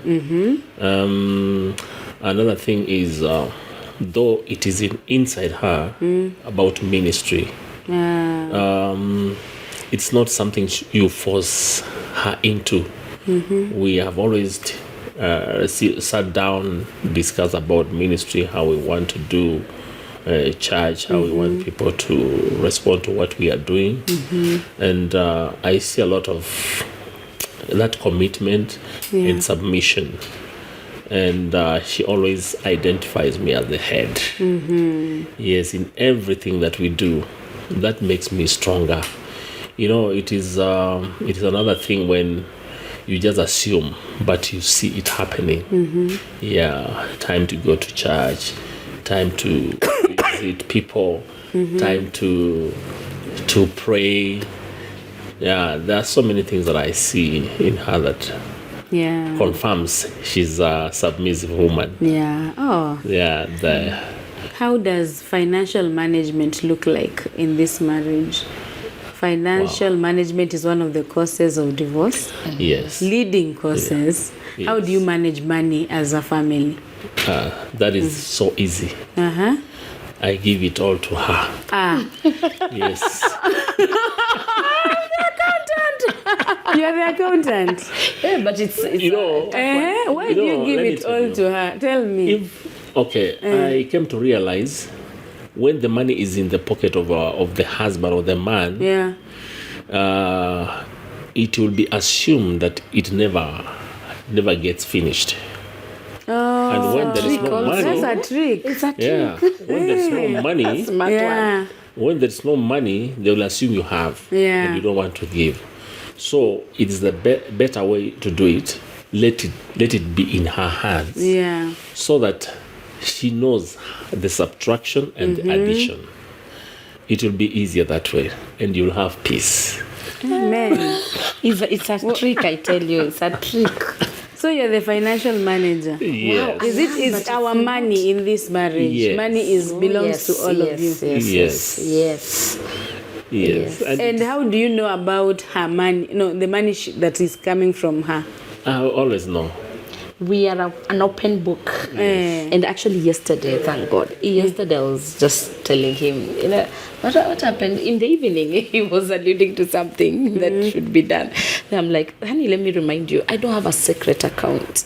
Just for your information. This is the money that we have. I hide everything. Actually, our phones are not private. We don't have privacy in terms of phones in our home. You can access, I know his PIN, he knows. Actually, most of the time, I sleep late because my girl sometimes decides not to sleep. So we will sleep around 2, 3. Yeah, him is already sleeping at that time. So in the morning, instead of him waking me up and he needs something, he will just get to the phone and do the transaction and move on. Yeah, so he knows your MPESA balance. So he knows my MPESA balance and and M-Shwari. M-Shwari. There is MPESA, but there is also M-Shwari for banking. We don't have secret financially. We don't. If there's any project, we put it on the table and we would seek each other's advice. Do you think we should take up this? Of course, I'm an impulse buyer to some extent, small, and it has helped me over time to ask God to help. All these temperaments we are, it is God who fixes the negative. Oh, yes. There's the strength, there's the negative part. So a choleric has got the negative that may not really be good to the other. Sanguine, I tell you, there are so many faults there. But God is able to teach you. So when I was an impulse buyer, I asked the Holy Spirit to help me. That I will, and you see, now He's giving the money to me, then what happens? Which means I should even handle sometimes beyond the budget. It's a good trick. So no child should be home because of school fees. And at some point it's me asking him, because he's more in management of school. What is the one who knows which school our children are going to? He understands the education system in Kenya.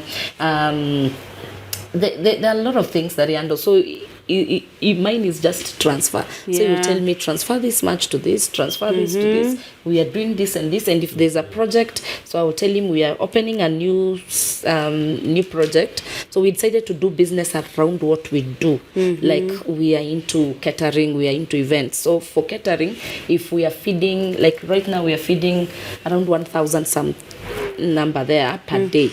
So we need unga, we need this. So we did a wholesale shop. So when we're doing a wholesale shop, we consulted. And because he's the one who was based with the suppliers and producers, it was easy for him to manage the wholesale shop. We did a dairy milk because we use milk every day, like 500 liters.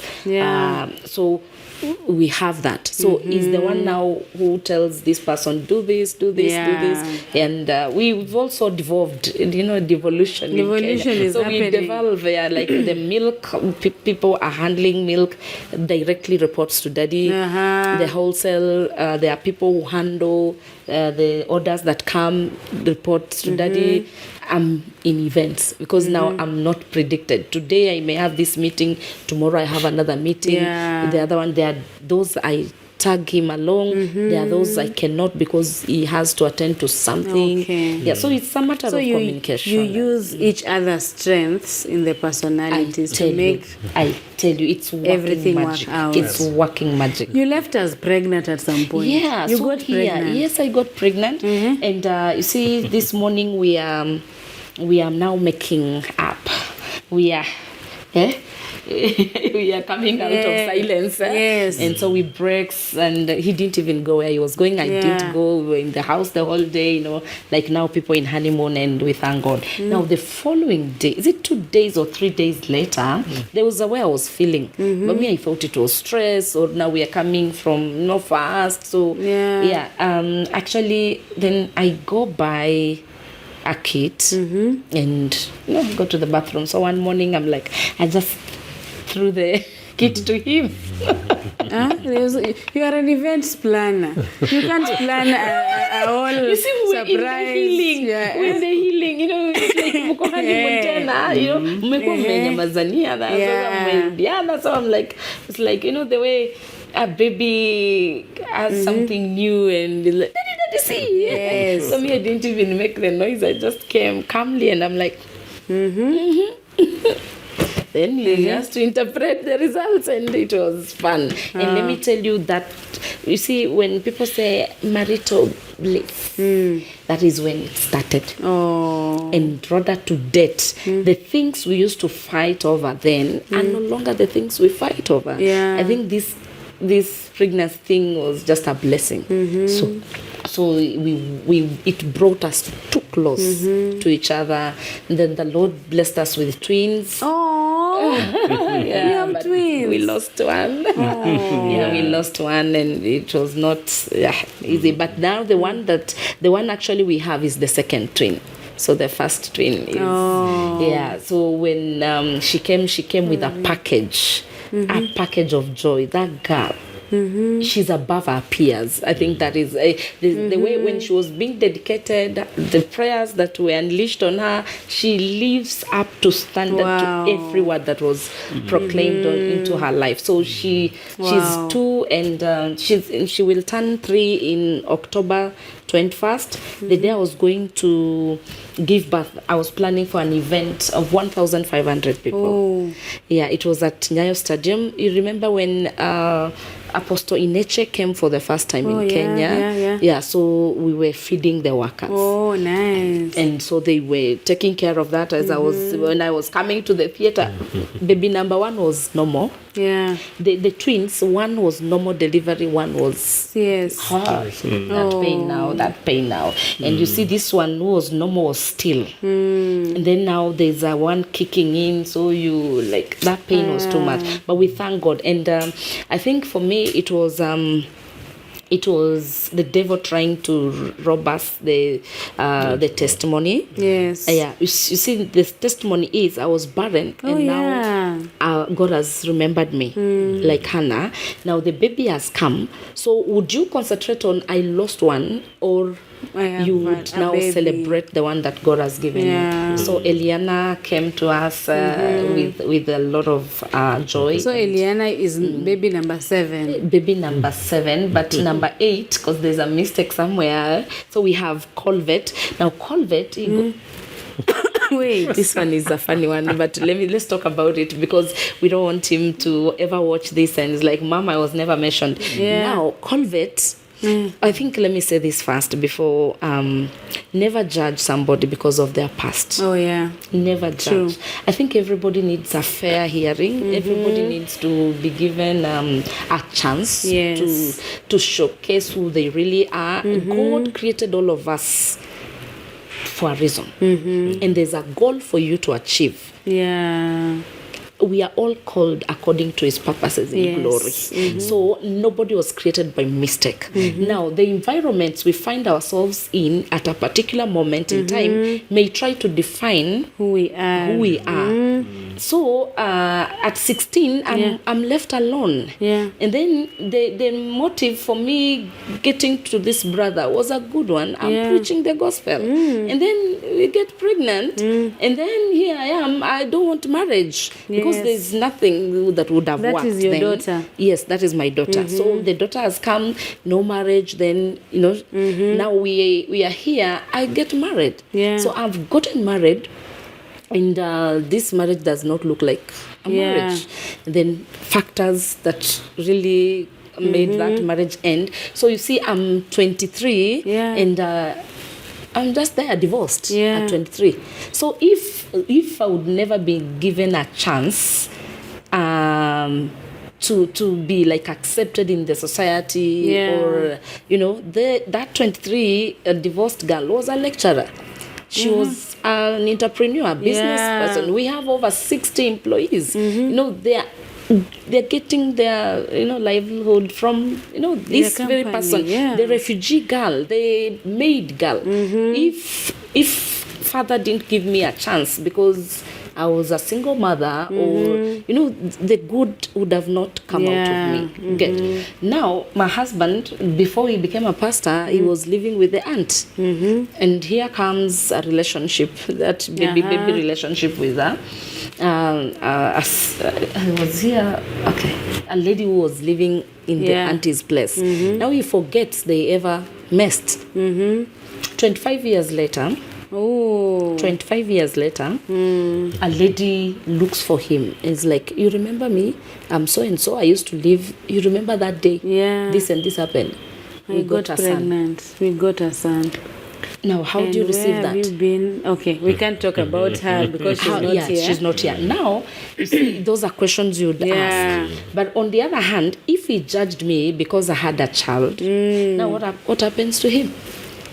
It is now happening. We are in marriage. Kwanza, my son, when I was coming from some assignment, then before this is a truly blended family. You get, but if nobody tells you that Lillian, maybe you'll say, age yako na huyu kijana, but you will never know this is not my child. Never. There are people who wonder when they are told. There's our first. There's a house help we stayed with for some time. When he was told, these children are not my biological. We're like, no, stop it. No, it can't be. So the 25-year-old came. So that I was coming from some place and I find my son holding his phone like this and says, look, Mom, imagine that I have a brother. And Daddy is now telling us that for the 25 years, he never knew about it. Who can believe that lie? You can believe that? I'm like, okay. Yeah. So I'm waiting for him to tell me. I already know the story. Yeah. I already know. So then the boy comes to live with you. Very tall. You cannot misjudge. You just say, this one is DNA needed. Actually, all these children just look like him. So what happened? You can comment. So on baby number. So now, according to he us, now becomes baby number 1. So let me now tell you. Yeah. So that one is Colvette is baby number 1. Then we have a girl called Damaris. So Damaris is the brother's daughter who is deceased. And is the one who paid dowry to have him. Luya culture, So he, after the brother... I'm a Luya and I have not even understood. Now let me tell you. So his brother, young brother. No, elder. Oh, Geoffrey was elder. Yeah. So one of his brothers passed on, but had a daughter in a certain family. So they never got married. They were married. They were married. Yeah. They were married. Because they were so young, the lady remarried. Yeah, so... Then the daughter was left with the grandmother. I understand. So for legally, for him to take that daughter to raise and give him his name, he has to pay something. So he paid some... To your parents? No. I paid to the grandparents on the other side. Of the girl, yeah. So now the girl came and lived with him. Actually, the girl has his name. So that is baby number 2. Dama. Now we go to Evans. Yes. And then we go to Mercy. There's Elsie. There's Favor. Yeah. There's Gracia. There's Abishail, the one Mama passed on. Yeah, those are 5. And 8. We are at number 5. No, we are number 8. Number 8. We are number 8. So Abishail is number 8. And then Eliana. Your daughter? Yeah, is number... Eliana is number... No, the other one, Dama? No, after 3. Now I've put her on number 3. Oh, you put her on number 3. So we have Colvette, we have Evans, we have Dama, number 4 now, Mercy, then Elsie. Mercy is the other daughter. Oh, the daughter you got when you were 19. Yes, so that is number 4. Then 5 is Elsie, right? Yeah, 5 is Elsie. Yeah, 5 is Elsie. Then Favor, she's in Form 4. And then we have Gracia is in grade 9. And then we have Abishail. No, Abishail does not live with us. She was taken by the aunt. Yeah, so of course she's ours, even if we don't live together. Then now Eliana, the acting last born. Acting, not yeah. yeah. Wait, acting. those so we are are 9. 9. Yes. So and our children love each other. You will never know who is where, whose mother and who is what. No. Wow. No. We are just God gives a you family. grace for every. Oh yes, Sure. assignment He gives Yeah. you. If it is God given, that is. Yeah. If God, because God told me, I'm the father to the fatherless. Yeah. The word was, I'm the father to the fatherless, and I've given you an assignment. Ni kazi nimekupea. I've given you work to go and do. So when He told me that, that is what kept me going. Even at some point when the children showed a little resistance, or you feel like they are not, and God gave me courage. And I also spoke to them and I told them, wait a minute, you know what? The world is unfair. Yeah. The world, Rodah, will never treat you like an orphan. Yeah. What you expect is that the world will give some exceptions for orphans. But there's nothing like that. If they are taking A students, it is A students. If they are taking people with degrees, it's A with the people with And degrees. when the exam comes, there is no exam for orphans. Good. So just take it as it is. If God saw that was this time, the small time you would live with your mother, you're not the first ones, and this is happening, and mom is not coming back. Yeah. So it is you to live life. Yeah. And God has given you an opportunity to have even sometimes what you would never have. So take advantage and live life without an apology.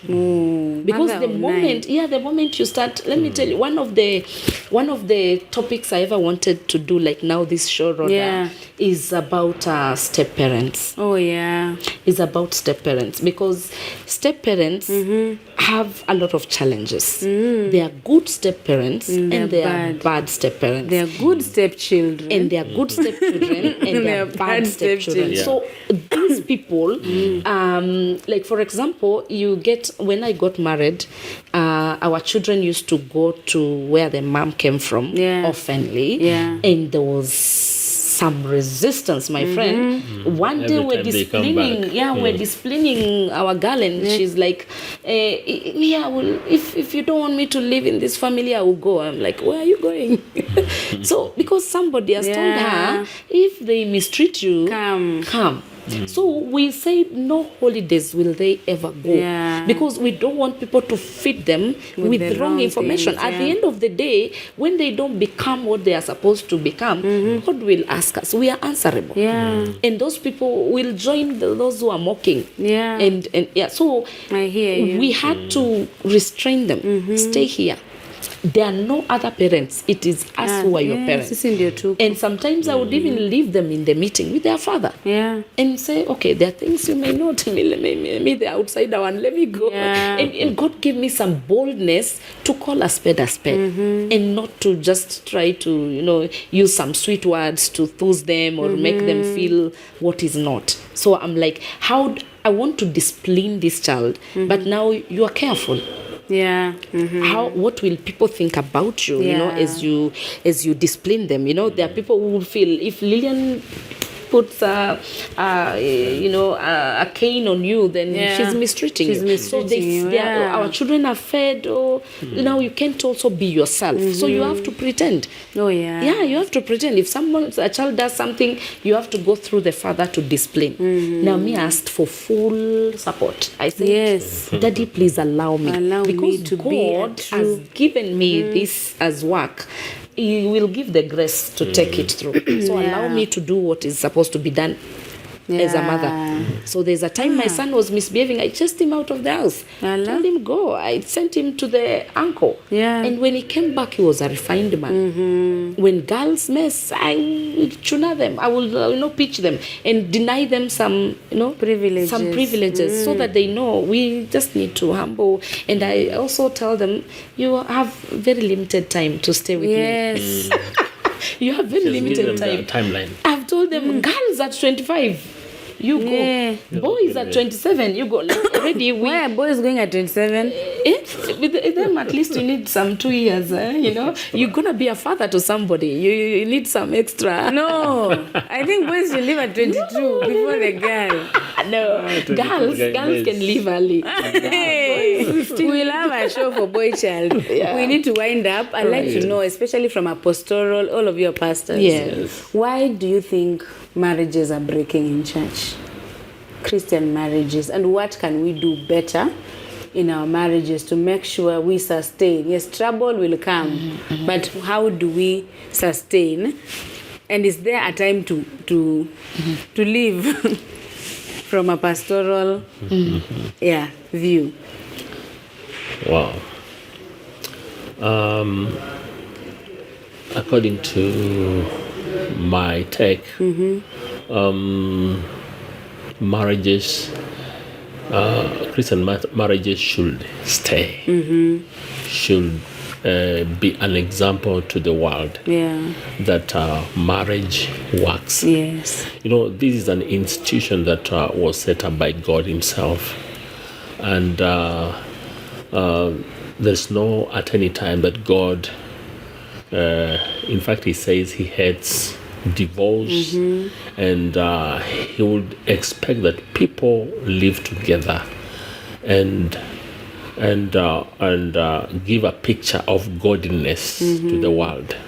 The reason why some of them are not working, the expectation, especially when you look at the young marriages, there are people who rush into it without having a clear understanding of what they are going into. So after getting into it, it's like they are getting surprises. Yeah. So one thing is for young couples to go through some little bit of training or counseling for them to understand what they are getting into, so that because majority of the things that they are going to be told in the counseling sessions, it's what is happening. There's nothing new, but most of them they rush into with all the glamour, the expectation that is going to blossom. They enter into something they never expected. So I prefer that young couples should go through counseling for them to have a clear picture of what is coming. Yes. Yeah. Your Right. take. Yeah, thank you. Rodah, there are a lot of factors that attribute to breaking of marriage. And also there are a lot of factors that would make a marriage stand. Now, one thing, as my husband has said, is how prepared are you? First of all is the motive, the intention. The intention. Why are you getting married? Is it to how do I call this? Of course, age, as you know, if communities, there's pressure, there's communities. Is it to fulfill? I was looking for that word. Are you fulfilling some process in life? Like, I'm 20 something, I should get married, and so others are doing it, so I should do. You know, like in the village, you're told, oh, so and so is your age mate, and has already gotten married. So why are we getting married? I'm of age, I've come of age, I need to get married. Okay, fine. Then who are you getting married to? Do you know them? And what are your expectations? Because yes, I'm of age, I need to get married, well and good, take.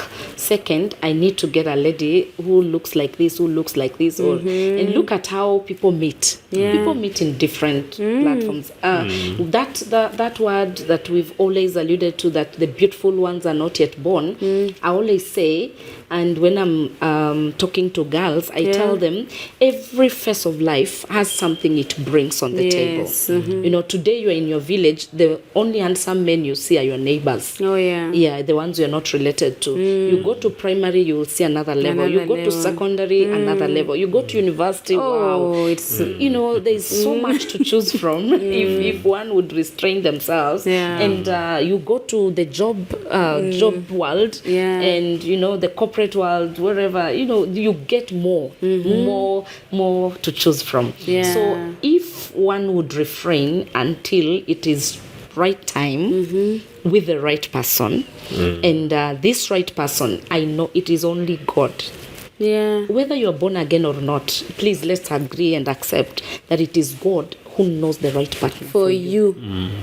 Now, where relationship, where the difference comes in from born again and not born again, I think others is by luck. Oh, yeah. And by luck, God is not at the center of it, and it's by luck. They can also be sustained by families. Oh, yes. For example, in the Kikuyu culture, there are steps that people go through. Yeah. And sometimes you've gone to these steps that you cannot even think of undoing. Oh, yeah. Are you getting? So the process we go through before marriage sometimes gives you caution. Yeah. To live a careless life. You're like, no, how do I? Like when I was getting married, my mom told me, Lillian, and hope I will not see any other man in this home. Yeah. So it has to work or work. You have no option. So culture in that sense has helped me. So I'm like, I can't. It has to work. Yeah. This man has to be good. So I tell him, Daddy, love me like you love Christ. That is the Christ. Yeah, it's Christ you love. Who is that person you love most? We run to say it is Christ. So the same way you'd love Christ, can you love me that way? Show me God. And that way, I can even, when I'm in church, I'm like, the day Daddy does something wrong, I'll come and tell you. But so far, he's the best pastor. He's really a good pastor. So you can follow him. He's a good person. So at what point are you marrying? Whom are you marrying? People have been brought up in different cultures. So environment shapes people differently. So you might get what they believe in is different from what you believe in. The other day, a young couple comes to me and says, Mom, I have to let this girl go. One, she's refused to name the child after my mom. Oh. You see, these are things, and of course he finished school, he just had a girlfriend, they got a baby, and now they think that is marriage. Oh, yeah. So when we mess, and there are consequences that come with the messing, that should not be defined as marriage. Yeah. Yeah. So I think we should be a little bit liberal. I've been asking God, can God give us another revelation, like about divorce, Rodah? Yeah. Because I've grown up in Christ is the Answer Ministries, and one of the things our pastors have been adamant and talking about divorce is that when you are divorced, you should not get married. Yes. So my question is, if you remarry, you are committing adultery. So let me ask you, I was left. This man went and did whatever he did. Yeah. I'm 23. I'm human. Biologically, I'm active. Yes. What is the best thing for me to do? For me to turn back to God and ask for forgiveness and give me another chance and get into a proper marriage, or I just sleep with men and pretend that I'm living single. Because we must be real. Because according to now the word of God, yes, you're supposed to, from 23, yes, you remain single, hoping and praying that your husband will come back to you. Yes. He has never come back. I'm now 40. He has never come back. Actually, there's a day we're both driving in JKUAT. I'm the one who took him to JKUAT. He was a diploma student. I went to a friend, talked to him. Yeah. He came and joined degree. He did degree. And God blessed him. He's doing very well. So one day I was driving. That's before I got married. I was driving and he was driving. So we stopped and I'm like, I would want us to get back together. Whatever it is, there's that love. I wish we can. Told me, you don't know even what you're talking about. So I think what I didn't know is how far they he have has gone. gone, yeah. Okay, I heard that they also parted ways, but me, I've never At that prayed point, them. I yeah. never prayed for them to get. But I hear you divorced, on the but- sense of you're a 23-year-old divorced girl. Divorced. I think God is a God of many chances. I think Redemption. it's revelation that we need. On a serious note, I've always said it is revelation that we need, that God will speak into our lives. Some people have come, why Christian marriages are not working? Some people have come from broken families. Yeah. They have not had mentors. They don't have role models. So a girl who has come from a broken family, when she gets a man showing her attention, takes her, she doesn't have time to even consult. Because what about the single mothers? And maybe culture is not even there to guide them, like the Kikuyu culture, the Ugandan culture, like you're groomed for your husband. Kwetu, in our home, the only gift you can give to your man is to be married a virgin. So you get a girl protecting or defending her virginity because of the gift he wants to give to the man. Now, what happens to the girls who went through relationships? And, so I feel we have to come to a compromise at some point. Now, what about if the marriage is abusive? We have they call them these people who are somehow mad. The name you are telling me. What is that name? The word. A man who will beat you from nowhere. Somehow mad. It has many S's. I've forgotten. Yes, something. Not a psychophant. There's another name. Narcissist. And thank you, sorry. What about you're supposed to be helping. And you see now we are still at the inception of marriage. I'm actually planning to bring Pastor Doc. Pastor Doc. Pastor Doc, we are coming here to just talk about divorce and remarrying and all that. Because let me tell you, I was baptized in Christ, Christ is the Answer ministry, and that is the church that shaped me. I went through that school after that class after you get born again. Discipleship class. Before discipleship, there is new believers class. Then I was baptized. Then I joined discipleship. At some point, I left. But that answer still remains. And I think maybe even after my divorce, I would never go back to that child, because nobody will understand me. I'm a human being. I'm a young girl. I'm beautiful. Men are hitting on me. So what is the best thing? To take it public, take that man to my mom and say, Mom, I brought the first man, but he mistreated me. He did this, Mom. Instead of killing myself, this happened, and I'm back. So there has to be a compromise. Let's send our children out there and tell them, okay, my daughter, you are of age, you are getting married. My son, you're of age, you're getting married. Look for a lady and know the lady. After you understand them, are they born again, not born again? Sometimes as ladies, we are like, oh, the man will change during marriage. Forget. That one you got is the same man. It's going to be in your house. It's only that you make compromise. And accept and accommodate him and make up your mind that I'm gonna live in marriage. Or if you go there with a lot of, still a long list, and then you may get a shock, culture shock. You expect his pastor is preaching, he's smart like this. And let me tell you, when he leaves, he scatters socks all over and Colgate from all. Then you're like, so you be a mother and like, pastors don't throw socks around. Sweetie. Let me ask you a question. Rhoda, you just come you from have just church. broken my expectation. No, I'm saying what should be in your mind, okay? There are small things that you overlook. There are things like socks. Me, I stopped looking at socks, whether you throw hair. If we look at that, there are very serious and important things in life you will never enjoy. Sometimes marriage ends because of pettiness. Or because of too much information that we know about marriage. Rhoda, I don't listen to everybody.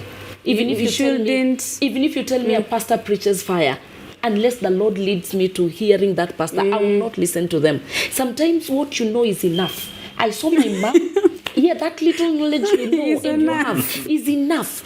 So you concentrate. I know this is a Luya man. They love ugali. They love managu. Sawa, let me do it. If I want my matoke, then let me, thank God he loves matoke as well. But if he didn't like matoke should not make me leave my marriage. Yeah. Dumping socks should not make me leave my marriage. There are other important things in marriage. And one day Kansime was acting and said, Mom, you told me to go and get married, but you didn't tell me there are things that a man needs. Yeah. Like sex. You just told me, Mom, you go there, be a good girl, cook, what? But then she has cooked, they have eaten, then the man says, I want you. So like, this one Mom did not tell me. Mom, you didn't tell me there is sex. When that man needs you in the middle of the night, you've been in an event, you are tired, he needs you. One thing I carried from the training that we did, the premarital counseling. Again, my man then did not attend. You see, we're given those CDs to go, that he goes and listens to them. I don't think he ever listened to them. It was sacrifice. Yeah. Marriage is about sacrifice. Sacrifice, you're tired, that man wants, and you're like, oh God, help me. I have a headache. Let me take care of him. And things grow. So what brings marriages down is lack of accommodation. You don't want to accommodate. So the way you said sacrifice. Yeah, we need sacrifice. So accommodate this person. Yeah. What is your motive? It must work or it works. Don't go into marriage with an exception. Yeah. If it doesn't, but again, the exception part comes in when your life is in danger. Yeah. Okay? Someone who is abusive. Someone who beats you. I once had a boyfriend. One day he put me in what is it? He was a narcissist. He put me in like you're being held at ransom. Yeah. Like you're not getting out of this seat. So you're like, so this man has all this audacity just because I allowed you to love me, I allowed you in my space. Now you have the guts to control my life. Yeah. I have a mother, I have a father. I have sisters and people who love me. Now, like, you cannot get out of this until I say so. If you get married to such a person, what happens, Rodah? They'll kill you. He will kill you. Now, if I didn't know you and now by any mistake we got married, because there are things that become so sweet around the planning of marriage. Yeah, you see, this guy came to me, he wants marriage. Then from nowhere, we are already getting married. Yeah. I didn't have even time to say yes. You were not even a girlfriend. Yeah, not. Friend, I was even waiting for him to wife. I was waiting for him to, to propose. Yeah. So one day I'm coming from Rwanda, he comes. I don't know whether he wanted to propose. Then I'm like, Mrs., I cannot be proposed to in such environment. I'm like, if you're planning to do something, don't. He gave me the flowers and then I waited for the formal one. Until now, he has never proposed, but we are living marriage. we are living in marriage. You have said it as if you're still waiting. Yeah, you're still waiting for a proposal. It's like, because you see, when we watch the soap operas, you want to do the Mexican movie in your house. It will never come. It can't happen. When I got married, I thought my husband would be putting his hand on me, sleep until morning. My friend, the man, once he's done with you, you go to your side until morning. So should you divorce because of that? No. At least he was done with you. Find a comfortable spot in the bed and sleep. And we just have to assume some things. Another thing, Rodah, don't take every information you hear outside about marriage into your house. Oh, yeah. People relate differently. My husband loves his children. Oh my goodness. This one, he says he loves me. He loves his children. And the other day, my daughter tells me, Mom, she got some money and she bought Daddy a gift. And she said, Mom, I love Dad more than you, but don't get offended. Ouch. Once you tell me not to get offended. So, and he loves me. Yeah. I need his love. Yeah. And he loves me and I'm good. And they're like, they love us together. So, should I hear the noise outside? No. Should I hear what the in-laws are saying? No. If I hear everything, it will scatter me. Yeah. There are people also who come to you and like, Lillian, why did you take up all this burden? How your man? You had one child. Now you be have living 9 a better life for than now. this. So do you take them No. There's a girl who used to come even to my bedroom and say, these children, they are behaving like this. These are people we used to support. Now they're not giving us the respect. Even his church, people left. After he got married, people left. It was full. Our pastor gets married and there's no church. Why? Intention of doing something. Yeah. So you're getting into marriage. Why? Whom are you getting into marriage with? What is the purpose? There are girls who come from poor backgrounds, poor families, and they think when they get married, they're going to make a kill. Yeah. They will now put their parents in a good life. So, and that doesn't happen. Do you leave the marriage? No. Okay. There are people who believe, even there are men who are getting married to women who've made it so that they don't have to struggle. You even wanted money at some point. Oh, yes. Me, I wanted money not for me. I wanted him to be secure. Oh, the thing I was trying to fight was insecurity. I didn't want an insecure man. Now look at this one. Very secure, whether you have or not. He gives you. He knows it's marriage. Any other thing is noise to him. He will just, I'm like, God. Can't you talk? Yeah. Can't you get mad and he will come and say, you got married to a mature man. Thank you. Maturity in marriage. And most of course, then what is making our marriages not work outside there, and we are praying that from this and many other stories, marriage should work in Jesus' name. Yes. Yeah, because that's the intention of God. And because the devil knows when marriage works, we have a good church, we have a good country, you know, you take care of your children. You know, some of the issues we are dealing with in society is because of broken marriages. So these children are not secure. Yeah, they you can do anything outside there. After all, you have nothing to lose. You have nothing to lose. So you want to add something? Yeah, sure. A parting shot as we conclude. Yeah. I believe there is a way out in every confusion. Yeah, God will always make a way out. Our marriage is working, and we don't have to listen to everybody. You don't have plan B. Yes, we don't have to listen to what people are saying. Some are good, but some are destructive. Yeah. Especially when you listen to what people would want to infiltrate into your family, it will mess up everything. The best thing is to listen to your voice within you and listen to what God is saying. We are praying that as we enter into other generations, let marriage blossom. Amen. Let marriage blossom, because that is the essence of life. Yeah, as you are born, you have to mature up, and then the final phase of life is in marriage. So it has to be the best part of your life, because better is the end of something than the beginning. Yeah, so we embrace marriage. We embrace a good life in marriage. Let people live at peace. Families live in a joyful environment. And it is only the parents, me and my wife, who can make our children have that perspective of knowing that there is a better life in marriage. And so, desire marriage. Yes, yeah. So we encourage the young families, those who are aspiring to get married, that it is a beautiful thing. It's a good thing. And you can enjoy to the maximum. It gets better each and every day. Wow, thank you. Thank you so much for coming. Thank you for your time. Thank you. If you made it this far, thank you so much. I hope you've learned something as well. Pastor Winnie here sings, and I'm going to put a link to what did I call you? Lillian. You could call Winnie. Why did I call you Winnie? It's okay. No.